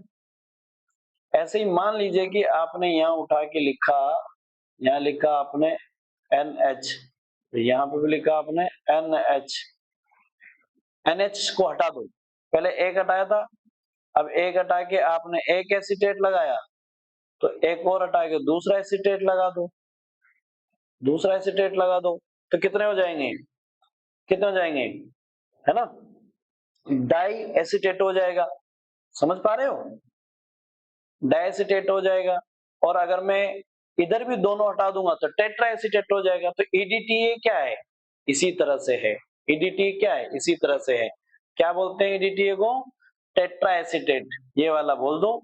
यहाँ पर भी क्या हो गया, CH2COO माइनस और CH2COO माइनस, तो देखो डोनर साइड देखो इसकी, 1 2 3, क्योंकि लोन पेयर भी तो इसके पास 3, इसके पास भी लोन पेयर है 4 5 और 6, ये कितना है, 6 डोनर है, डेंटिसिटी कितनी है इसकी 6, इसकी कितनी होगी, एक यहाँ है, एक यहाँ है और एक यहाँ है, 1 2 3, 3 होगी, है ना। ऐसे अगर यहाँ होता है तो कितनी हो जाती है, 4 हो जाती, एक एक बढ़ाते जाओ बढ़ती चली जाएगी। इसकी डेंटिसिटी कितनी है, 1 2 3 4, 4 है ना। इसकी डेंटिसिटी कितनी है, 3 है, इसकी डेंटिसिटी कितनी है, 2 है, आ रही समझ में।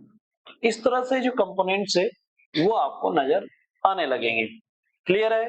तो ये भैया EDTA, EDTA ethylene diamine tetra acetate ion, इसे बोलते हैं EDTA, ethylene diamine tetra, tetra acetate, tetra acetate, ये इथाइलिन का फुल शॉर्ट फॉर्म हो गया EDTA, क्या हो गया, EDTA, ओके, समझ में आ गया। इनको जरूर लिख जरूर लेना, स्क्रीनशॉट जरूर ले लेना इनका,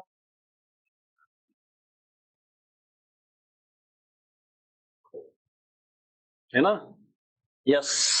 तो मैं रफ कर रहा हूं इसको, EDTA, ये EDTA आ गया, ठीक है।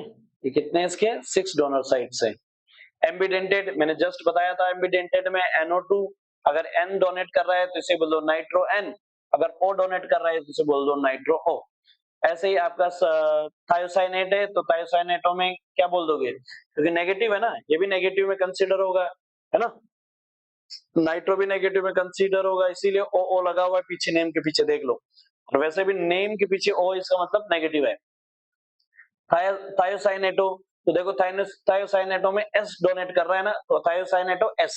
ऐसे थायोसाइनेटो में कौन डोनेट करे, ऐसे ही एन डोनेट करे तो उसे क्या बोलोगे, थायोसाइनेटो एन। एन डोनेट करे तो एन, साइनाइड में या साइनो में अभी कौन डोनेट कर रहा है, कार्बन, तो इसमें तो कोई दिक्कत नहीं है क्योंकि इसमें कार्बन डोनेट कर रहा है, इसमें एन डोनेट कर रहा है, तो इसको आइसोसाइनाइड बोलते हैं, क्योंकि नेम ही चेंज हो गया ना, तो फिर आपको लगाने की जरूरत नहीं है, एन और सी लगाने की जरूरत नहीं है, क्योंकि उसमें खुद नेम ही चेंज है, आइसोसाइनो है। अब आ गए भैया अपन नोमेनक्लेचर में, फटाफट से मेन कहानी आ गई अपनी, फटाफट से कहानी खत्म करते हैं ना।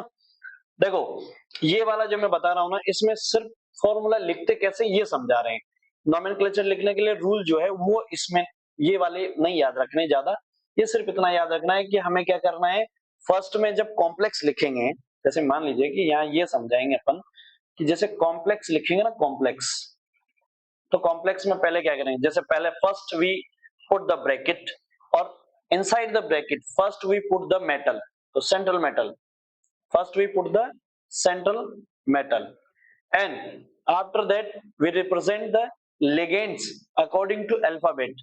अगर एक से ज्यादा ligands है तो उनको कैसे लगाएंगे, उनके alphabetically order में, पहले अगर A नाम से कोई अल्फाबेट आ रहा है तो A लिखेंगे, B से आ रहा है तो फिर B लिखेंगे, C से आ रहा है तो C लिखेंगे, D से आ रहा है तो D लिखेंगे। तो अगर चारों के चारों अलग है तो अलग लिख देना, नहीं है तो कोई बात नहीं, सारे एक जैसे तो कोई फिर अल्फाबेट की जरूरत है ही नहीं, इस तरह से लिखेंगे। फिर उस पे लिखेंगे अपन कॉम्प्लेक्स, जो पूरा कॉम्प्लेक्स है उस पे चार्ज लिखेंगे, ठीक है, ओके। तो इस तरह से अपन फॉर्मूला के अंदर कॉम्प्लेक्स कंपाउंड्स को लिखेंगे, ठीक है भाई।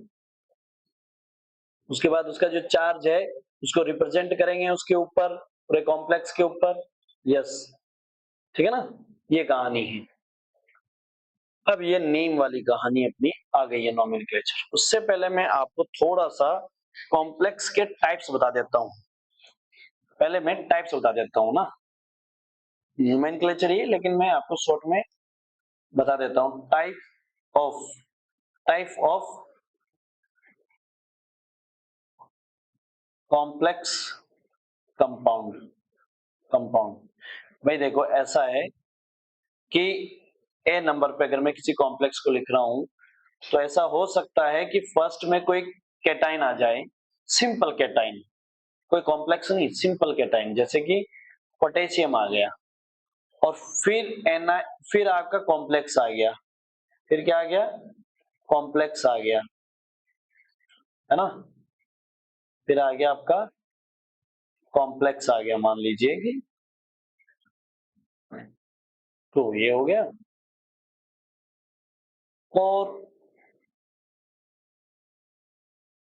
Cl आ गया आपका 4, ये आपका कोई कॉम्प्लेक्स आ गया है, ठीक है भाई, ऐसा कॉम्प्लेक्स आ गया आपके सामने।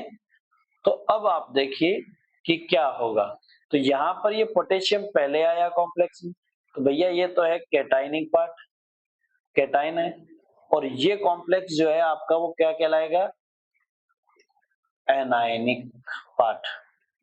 तो यहां पर आपका कॉम्प्लेक्स क्या है, एनाइन है, यहाँ कॉम्प्लेक्स किस फॉर्म में है, एनाइन में।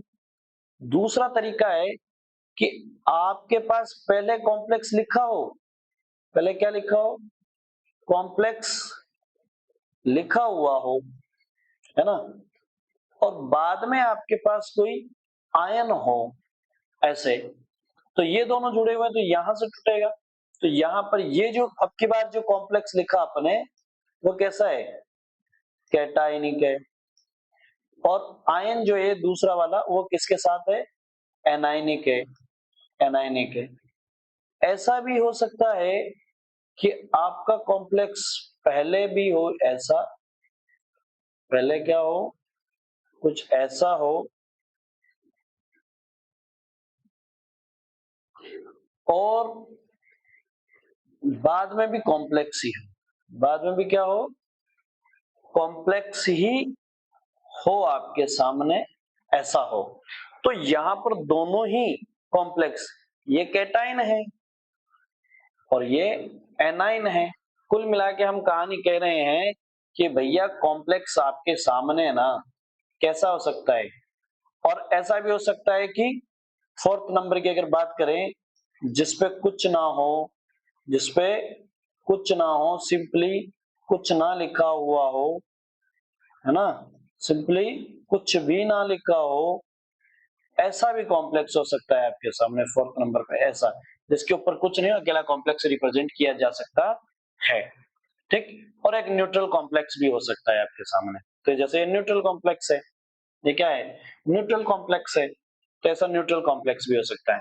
तो कैटायनिक, एनायनिक और न्यूट्रल, यहाँ पर भी यही कहानी, आपके पास कॉम्प्लेक्स कैसा हो सकता है, कैटायनिक कॉम्प्लेक्स हो सकता है, आपके पास एनायनिक कॉम्प्लेक्स हो सकता है, और आपके पास न्यूट्रल कॉम्प्लेक्स हो सकता है। कैटायनिक कॉम्प्लेक्स होगा तो उसको पहचानोगे कैसे, ऐसे ही पहचान लोगे, कैसे, ऐसे ही पहचान लोगे कि आपने जो कॉम्प्लेक्स है उसके ऊपर क्या लिखा होगा, उसके ऊपर ऐसे चार्ज लिखा होगा।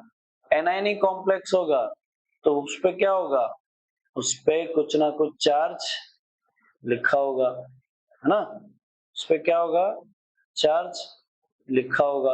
और न्यूट्रल कॉम्प्लेक्स होगा, उस पे कोई चार्ज नहीं लिखा होगा, उस पे कोई चार्ज नहीं लिखा होगा, ना, जीरो होगा, जीरो, ऊपर कोई चार्ज नहीं होगा, लिखा ही नहीं होगा, ये होगा। समझ में आ गया। अब इसमें से हमें भैया जो ध्यान रखना है वो रखना है इसका, वेरी वेरी इंपॉर्टेंट, इंपॉर्टेंट, ये क्या है, एनायनिक कॉम्प्लेक्स।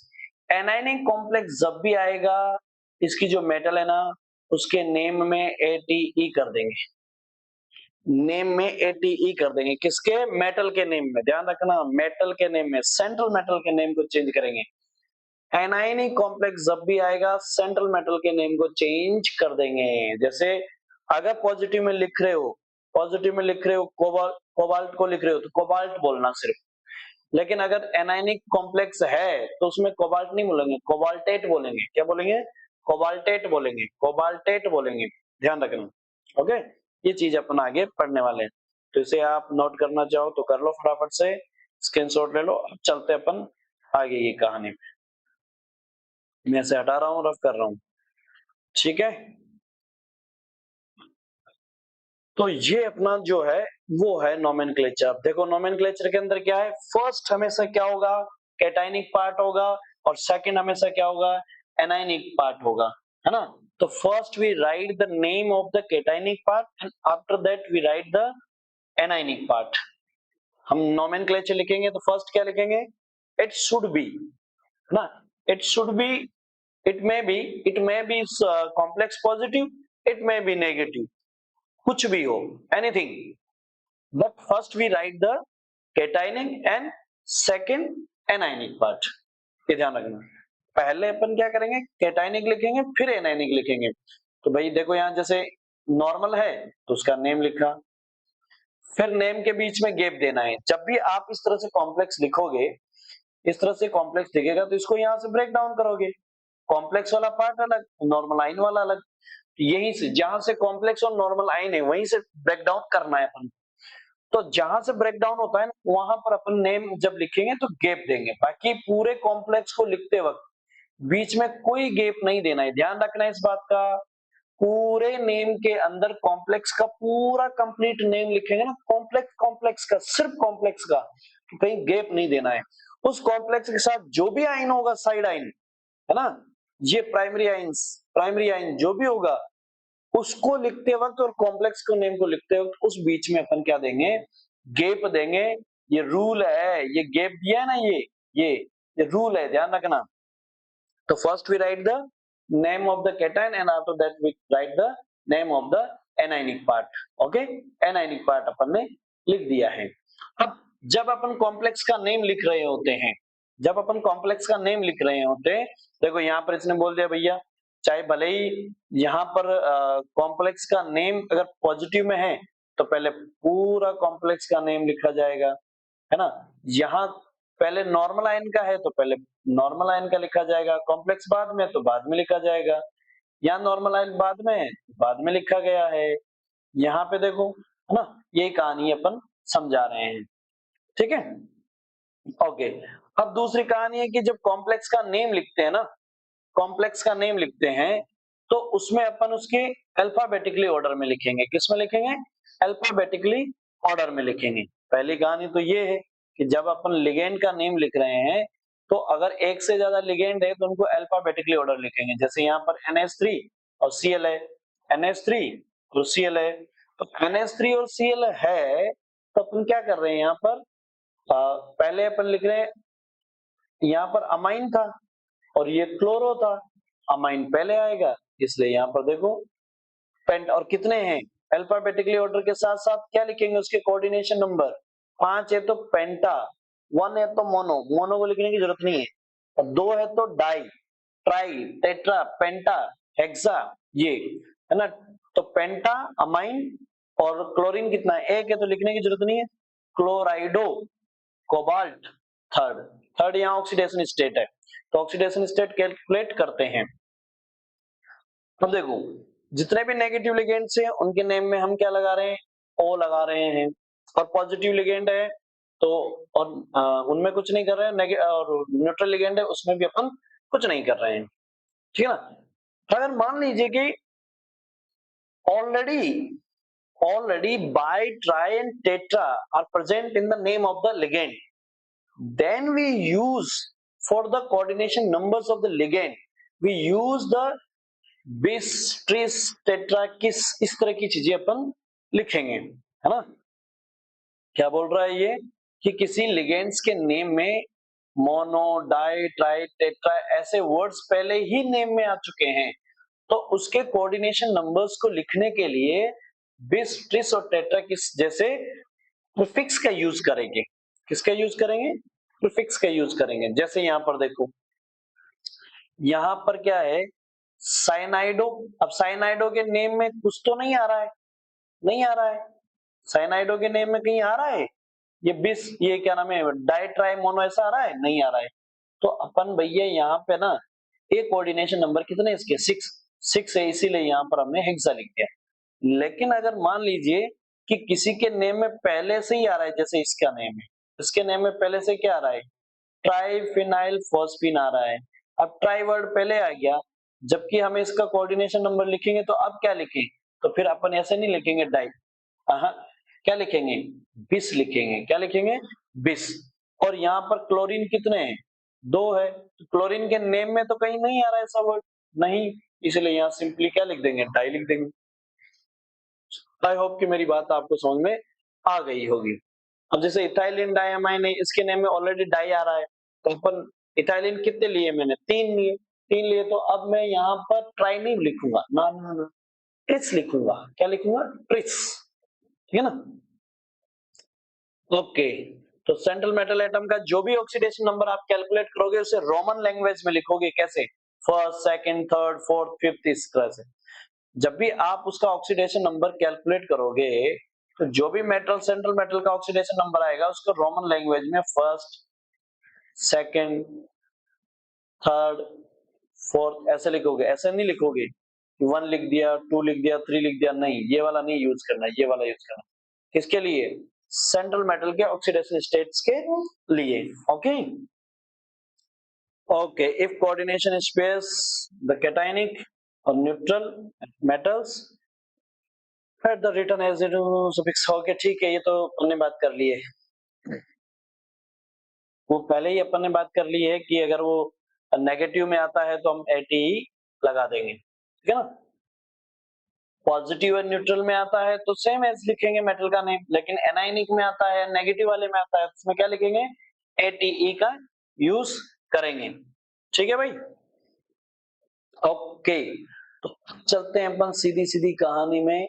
एक चीज यहाँ पे ध्यान रखना, कुछ मेटल से, जैसे कि यहाँ पर देखो, अगर पॉजिटिव में है, अगर मान लीजिए कि मेटल जो है ये आयरन मेटल है, आयरन मेटल। अभी किस कॉम्प्लेक्स में आ रही है? नेगेटिव वाले कॉम्प्लेक्स में आ रही है। इसे तोड़ोगे तो इस पे कितना आएगा? -4। फिर क्या से एनायनिक में आ रहा है, नेगेटिव में आ रहा है, नेगेटिव में आ रहा है, तो अब यहाँ हम आयरन नहीं लिख सकते, मेटल का नेम लिखते हो क्या लिखेंगे? फेरेट। अगर ये पॉजिटिव में आ रही होती है, न्यूट्रल में आ रही होती तो हम फेरेट नहीं लिखते, आयरन लिखते, सीधा आयरन, है ना। यहाँ जैसे निकल है, अब निकल है तो निकल कॉम्प्लेक्स अपने लिखा ना, तो इसमें कोई चार्ज आया के ऊपर? नहीं, न्यूट्रल है, न्यूट्रल है तो हमने देखो यहाँ सिंपल निकल लिखा। अगर यहाँ चार्ज आ जाता ना, यहाँ पे चार्ज लिख देता तो हम निकलेट लिखते। क्या लिखते? निकलेट। ठीक है, तो एक तो आयरन का याद रखना कि उसका आयरन की जगह आयरनेट नहीं लिख रहे, फेरेट लिख रहे हैं।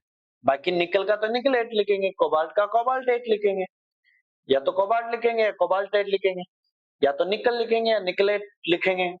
लेकिन आयरन को या तो आयरन लिख रहे हैं या फेरेट लिख रहे हैं।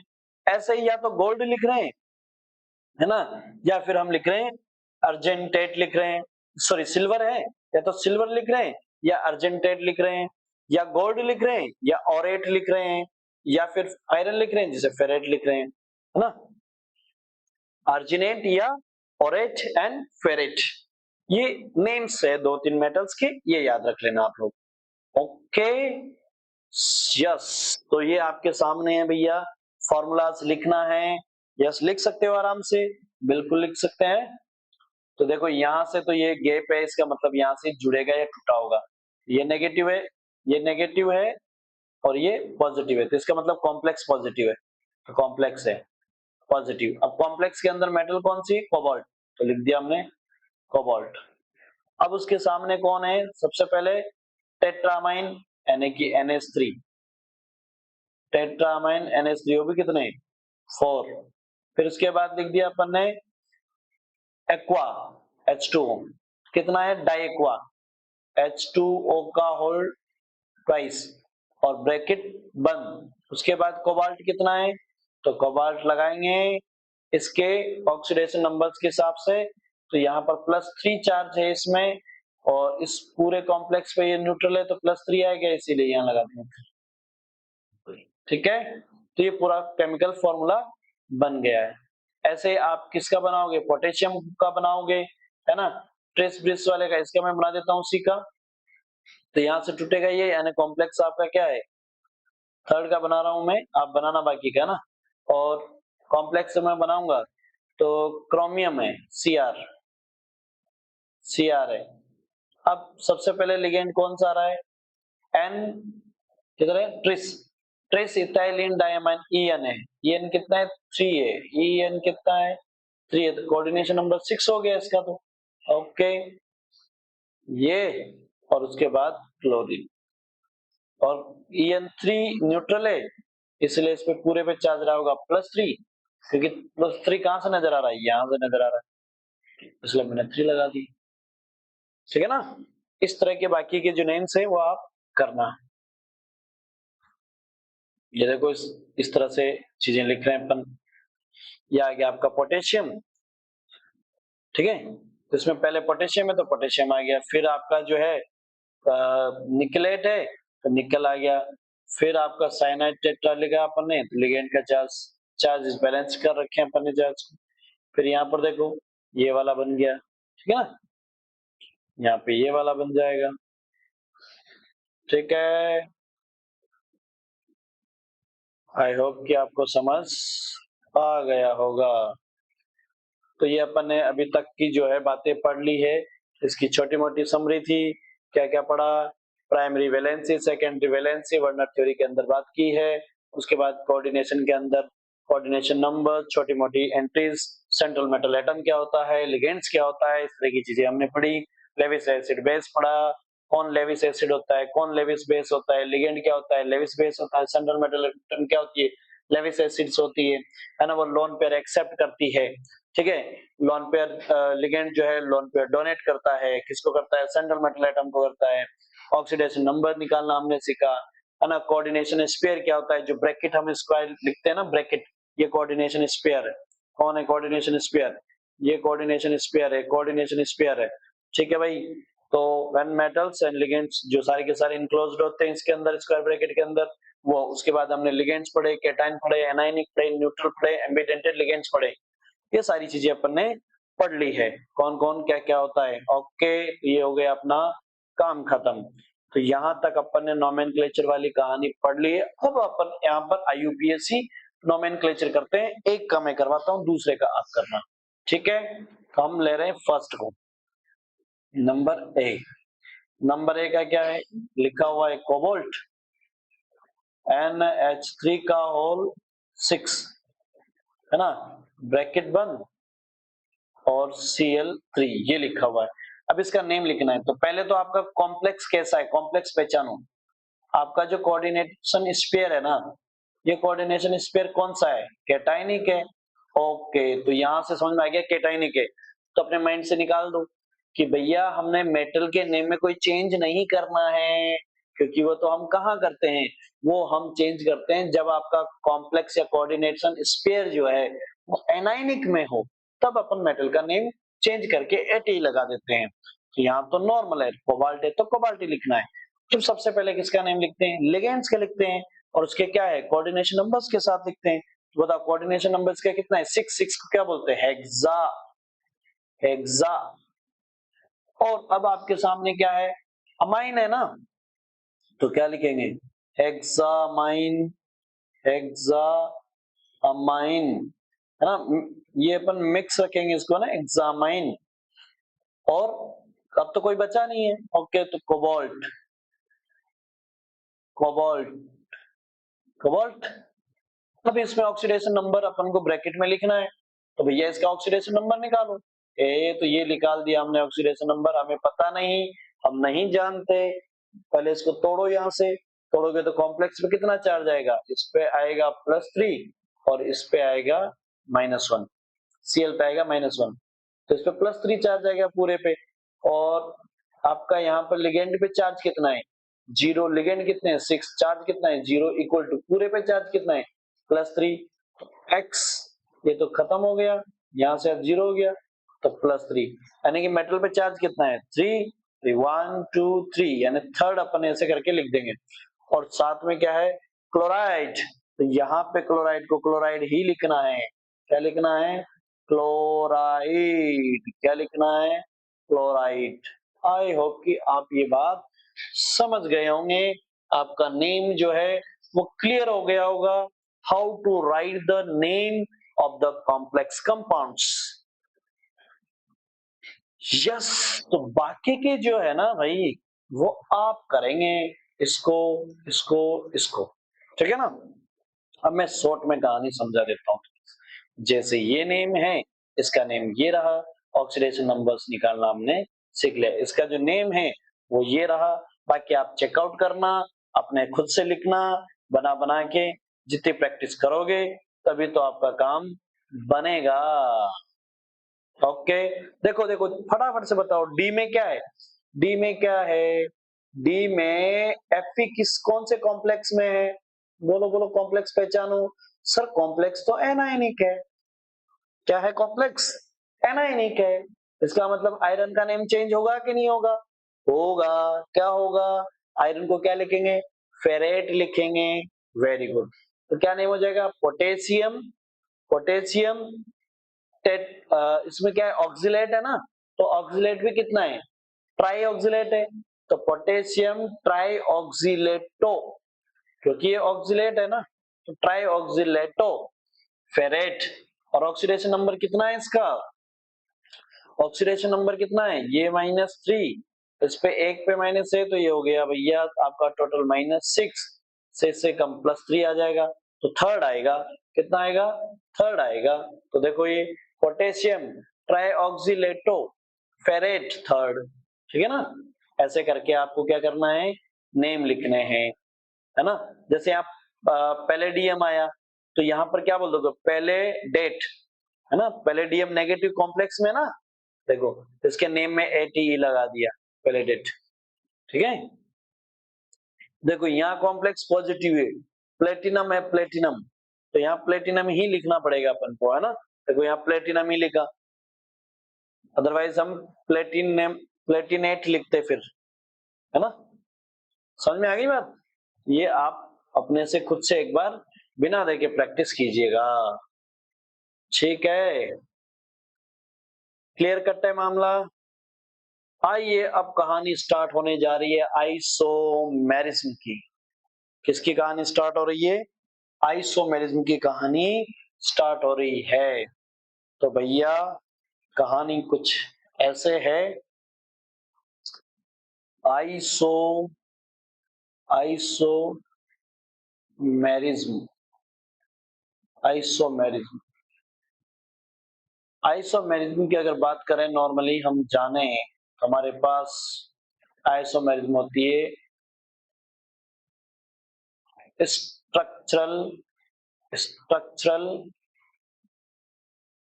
आइसोमेरिज्म या आइसोमर। स्ट्रक्चरल आइसोमर, दूसरा होता है स्टीरियो आइसोमर। सेकंड नंबर का क्या है? Stereo isomer. सेकंड क्या है बेटा? स्टीरियो आइसोमर, ठीक है? ये टू टाइप्स के होते हैं। अब इसमें जो स्ट्रक्चरल है, इसके स्ट्रक्चरल आइसोमेरिज्म या स्ट्रक्चरल आइसोमर जो है वो डिफरेंट होते हैं as compare to organic. Organic में पोजीशन आइसोमर, स्ट्रक्चर के अंदर क्या आता था? Position isomer, chain isomer, functional group isomer, है ना? स्ट्रक्चर, ये सारी की सारी किस में आते थे? स्ट्रक्चरल आइसोमर में आते थे, टोटोमेरिज्म वगैरह ये सारी चीजें। लेकिन इसके जो स्ट्रक्चरल आइसोमेरिज्म वो थोड़े से अलग हैं, है ना? जैसे क्या क्या आएंगे इसमें? इसमें जो आएंगे वो लिंकेज आएंगे, कोऑर्डिनेशन वाले आएंगे, हाइड्रेटेड वाले आएंगे, सॉल्वेंट वाले आएंगे। ये जो है ये इसके आयनिक आएंगे, ये स्ट्रक्चरल आइसोमेरिज्म है। सेम एज हम यहाँ पर जब स्टीरियो आइसोमेरिज्म की बात करेंगे, स्टीरियो आइसोमेरिज्म आपको टू टाइप्स का मिलेगा।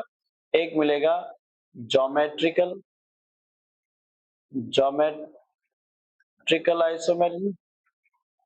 आइसोमेरिज्म और एक मिलेगा आपको ऑप्टिकल आइसोमेरिज्म।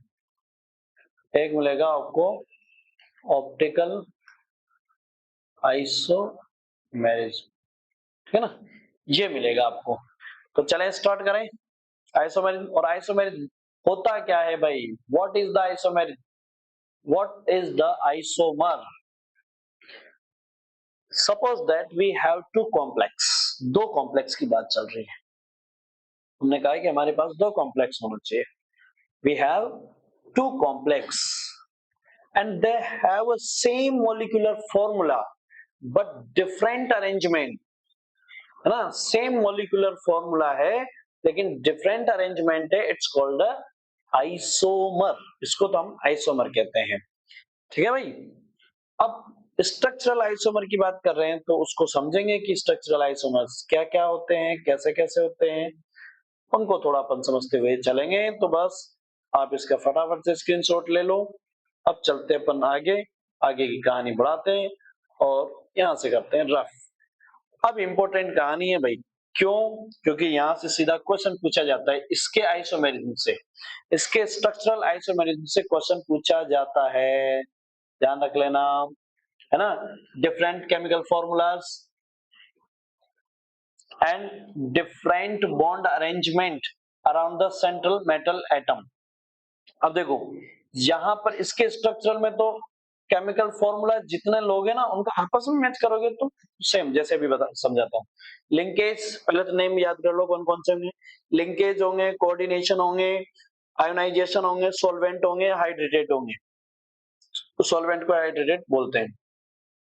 लिंकेज, लिंकेज जो बनाते हैं ना वो हमेशा आपको एग्जाम्पल के अंदर जो मिलेगा देखने को, वो मिलेगा बेटा एम्बिडेंटेड वालों का। लिंकेज बनाएंगे ही एम्बिडेंटेड, आप तो इतना क्लियर करें। और आपने एम्बिडेंटेड साइनाइड वाला देखा, नाइट्रो वाला देखा, थायोसाइनाइड वाला देखा, यही तो देखे तीन।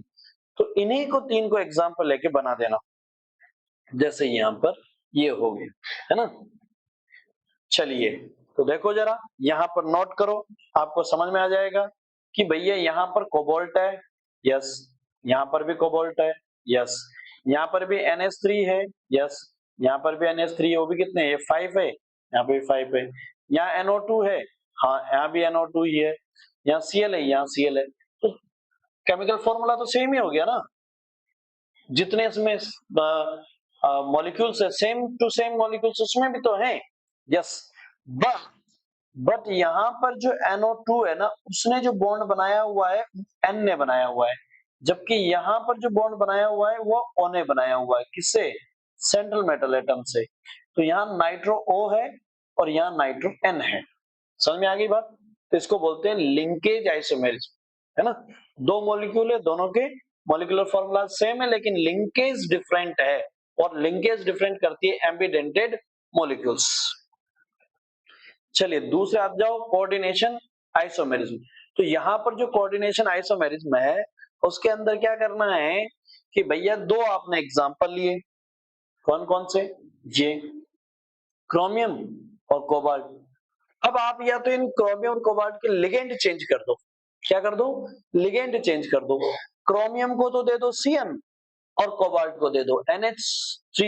अगर ये आपस में चेंज कर दिए तो ये क्या कहलाएंगे? कोऑर्डिनेशन आइसोमेरिज्म कहलाएंगे। जैसे आपने क्या कर दिया, इनका चेंज कर दिया। देखो क्रोमियम को दे दिए Cn, क्रोमियम को क्या दे दिए? Cn, जबकि यहाँ क्रोमियम में क्या थे? NH3 था। और कोबाल्ट को क्या दे दिया? NH3, क्योंकि यहाँ कोबाल्ट के पास क्या था? Cn। तो आपको समझ में आ गया होगा, ये दोनों एक्सचेंज हुए। तो इस तरह के जो आइसोमेरिज्म शो करते हैं वो कौन से वाले होते हैं? कोऑर्डिनेशन आइसोमेरिज्म शो करेंगे। क्लियर है?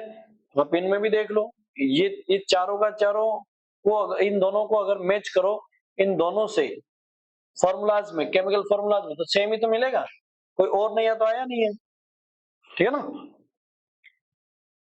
आयोनाइजेशन की बात करें तो देखो भाई, आयोनाइजेशन में क्या है कि जो ये बाहर वाला है ना वो तो चला जाएगा अंदर, और अंदर वाला है ना वो आ जाएगा बाहर।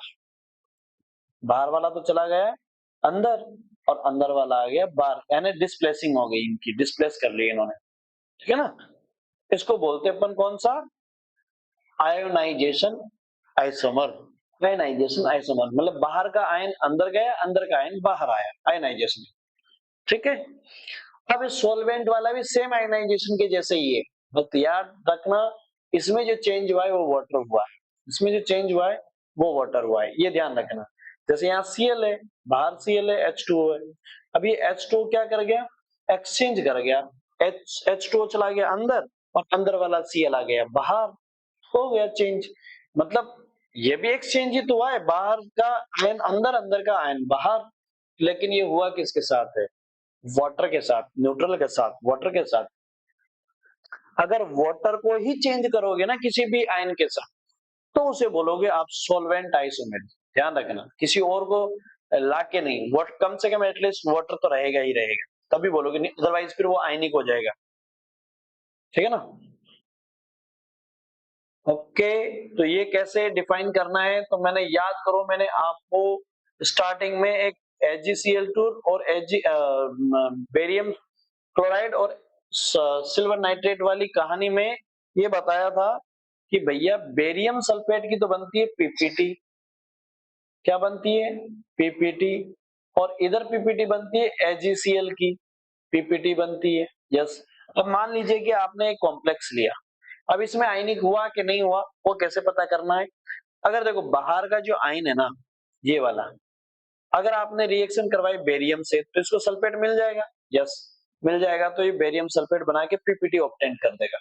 अगर बाहर होगा तो आपने एक बार बेरियम क्लोराइड डाला होगा, अगर सल्फेट मिल गया तो पीपीटी बना लेगा, मतलब आपको पता लग गया बाहर सल्फेट है। ठीक है ना। अब आपने AgNO3 इसमें डाल के देखा तो बाहर जो है ना Cl होता तो पीपीटी बना लेता, लेकिन Cl नहीं है, सल्फेट है, इसीलिए इसने पीपीटी नहीं बना पाया बेचारा। अगर Cl होता तो ये पीपीटी बना लेता, तब हम कह देते कि Cl बाहर है, सल्फेट नहीं है। मान लीजिए कि किसी कॉम्प्लेक्स में है कि नहीं है, तो हमने फिर ये डाला बेरियम सल्फेट और चेक किया कि कोई पीपीटी नहीं बनी, इसका मतलब बाहर सल्फेट तो नहीं है। फिर हमने AgNO3 डाला तो हमने चेक किया कि वहां पीपीटी नजर आ गई, इसका मतलब वहां क्लोराइड था बाहर। ठीक है, इस तरह से आप बना लोगे। आइसोमेरिज्म कौन सा? Stereo isomerism. अब स्टीरियो आइसोमेरिज्म की अगर अपन बात कर रहे हैं तो स्टीरियो आइसोमेरिज्म के अंदर भैया स्ट्रक्चर्स बड़ी बढ़िया तगड़ी तगड़ी होती है, काम की है।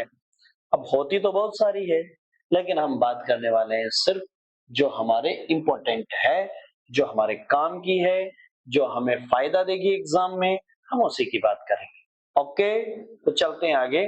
स्टीरियो आइसोमेरिज्म, ज्योमेट्रिकल आइसोमेरिज्म और ऑप्टिकल आइसोमेरिज्म, ज्योमेट्रिकल आइसोमेरिज्म और ऑप्टिकल आइसोमेरिज्म। तो देखो ज्योमेट्रिकल आइसोमेरिज्म क्या क्या है, सिस और ट्रांस से ज्योमेट्रिकल आइसोमेरिज्म को देखते हैं और ऑप्टिकल आइसोमेरिज्म को देखते हैं। तो देखो भैया, जो दोनों एक तरफ होंगे उसको सिस, और जो दोनों ही ऑपोजिट डायरेक्शन में होंगे उसको ट्रांस बोलते हैं, है ना। तो मैं समझा देता हूं आपको। जैसे यहाँ पर कोई कॉम्प्लेक्स है, ये ट्रांस और सिस बताया इसने, तो ट्रांस और सिस को देखना कैसे मैं बताता हूँ आप। अगर आपको दो सेम कंपाउंड 90 डिग्री के एंगल में मिलते हैं तो सिस में है। ऐसे ही इधर भी दोनों के दोनों किस में मिल गए, 90 में, तो एक इसमें सिस में, और ये वाला तो सिस में नहीं है, मतलब अगला वाला जो डिफरेंट है ना वो सिस में नहीं, क्योंकि 90 में नहीं है, कितने में, 180 में। तो भाई एक तरह के लिगेंड तो सिस में दिख रहे हैं, लेकिन सेकंड दूसरे टाइप का जो लिगेंड है ना वो ट्रांस में दिख रहा है। किसमें दिख रहा है, ट्रांस में। तो ये 180 से तो पता लगता है ट्रांस है, और 90 से पता लगता है सिस है। तो हम चेक करते हैं कि दूसरा वाला भी ट्रांस में है क्या। अगर दोनों ही ट्रांस में मिल गए तो फिर ये ट्रांस होगा डेफिनेटली। तो देखो भाई, आपने इन दोनों को तो सिस में देखा है, लेकिन अगर आप इसको और इसको चेक करो तो ये तो 180 180 में दिख रहे हैं। अरे भाई, आप इसको मैच करो इसके साथ में तो 180 में दिखेगा, और इसको मैच करो इसके साथ में तो ये भी 180 में दिखेगा। इसका मतलब 90 नहीं 180 है। 180 तो ये क्या है, ट्रांस है। फिर इसको चेक करो, आप इसको तो चेक कर पा रहे हो कि ट्रांस में है। इस एक के ट्रांस के अलावा ये वाला तो नहीं है, क्योंकि सेम नहीं है। इसका मतलब ये क्या है, ये सिस में है और ये सिस में, ये 90 में है, ये 90 में है, और ये जो है वो किस में है, 90 में। तो आप ये बता पाए कि इसमें सारे 90 में है, इसमें सब के सब किस में 180 में है, तो ये सिस हो गया और ये ट्रांस हो गया। आई होप कि ये बात क्लियर हो गई होगी, सही है ना। बाकी अपन कई बार वैसे भी देख के बताते हैं, बाकी रीजन मेन यही है, एंगल को देख के अपन सिस और ट्रांस की कहानी बोल रहे हैं। सेम साइड को सिस बोलते हैं, सेम साइड में जो होता है उसको क्या बोलते हैं, सिस, और ऑपोजिट में जो होता है उसको बोलते हैं ट्रांस। ठीक है ना। अब ये एक और एग्जांपल आपके सामने है, इसको चेक करें। मैं इसे हटा देता हूं थोड़ा। तो आपने यहाँ पर ये चेकआउट किया कि भाई ये भी है, ये भी आपका जो है 180 में है, और ये भी आपका जो है 180 में है, और ये भी आपका जो है 180 में, तो इसमें सारे 180 के मिल गए। ये 90 में मिल गया आपको, क्योंकि सारे 80 में नहीं मिल पा रहा, 1 ही मिल रहा था, ये 90 में मिल गया और ये भी 90 में मिल गया, तो हो गया ये सिस। इसको देखो, ये जो दिख रहा है ना पूरा का पूरा, ये दोनों आपस में क्या है, ट्रांस ही तो है, 180 है, ये भी क्या है 180 है, तो ट्रांस हो गया। ऐसे देखो, ये वाले क्या है 90 के एंगल में, और ये वाले क्या है 90 के एंगल में, सारे हैं, तो इससे हो गया। ठीक है। अब ये है मर और फेस, इसको थोड़ा सा आप देखो जरा। देखो भाई, ऐसा है कि आपने ऑक्टाहेड्रल है ये, इस ऑक्टाहेड्रल पे क्या किया, यहाँ पर है 1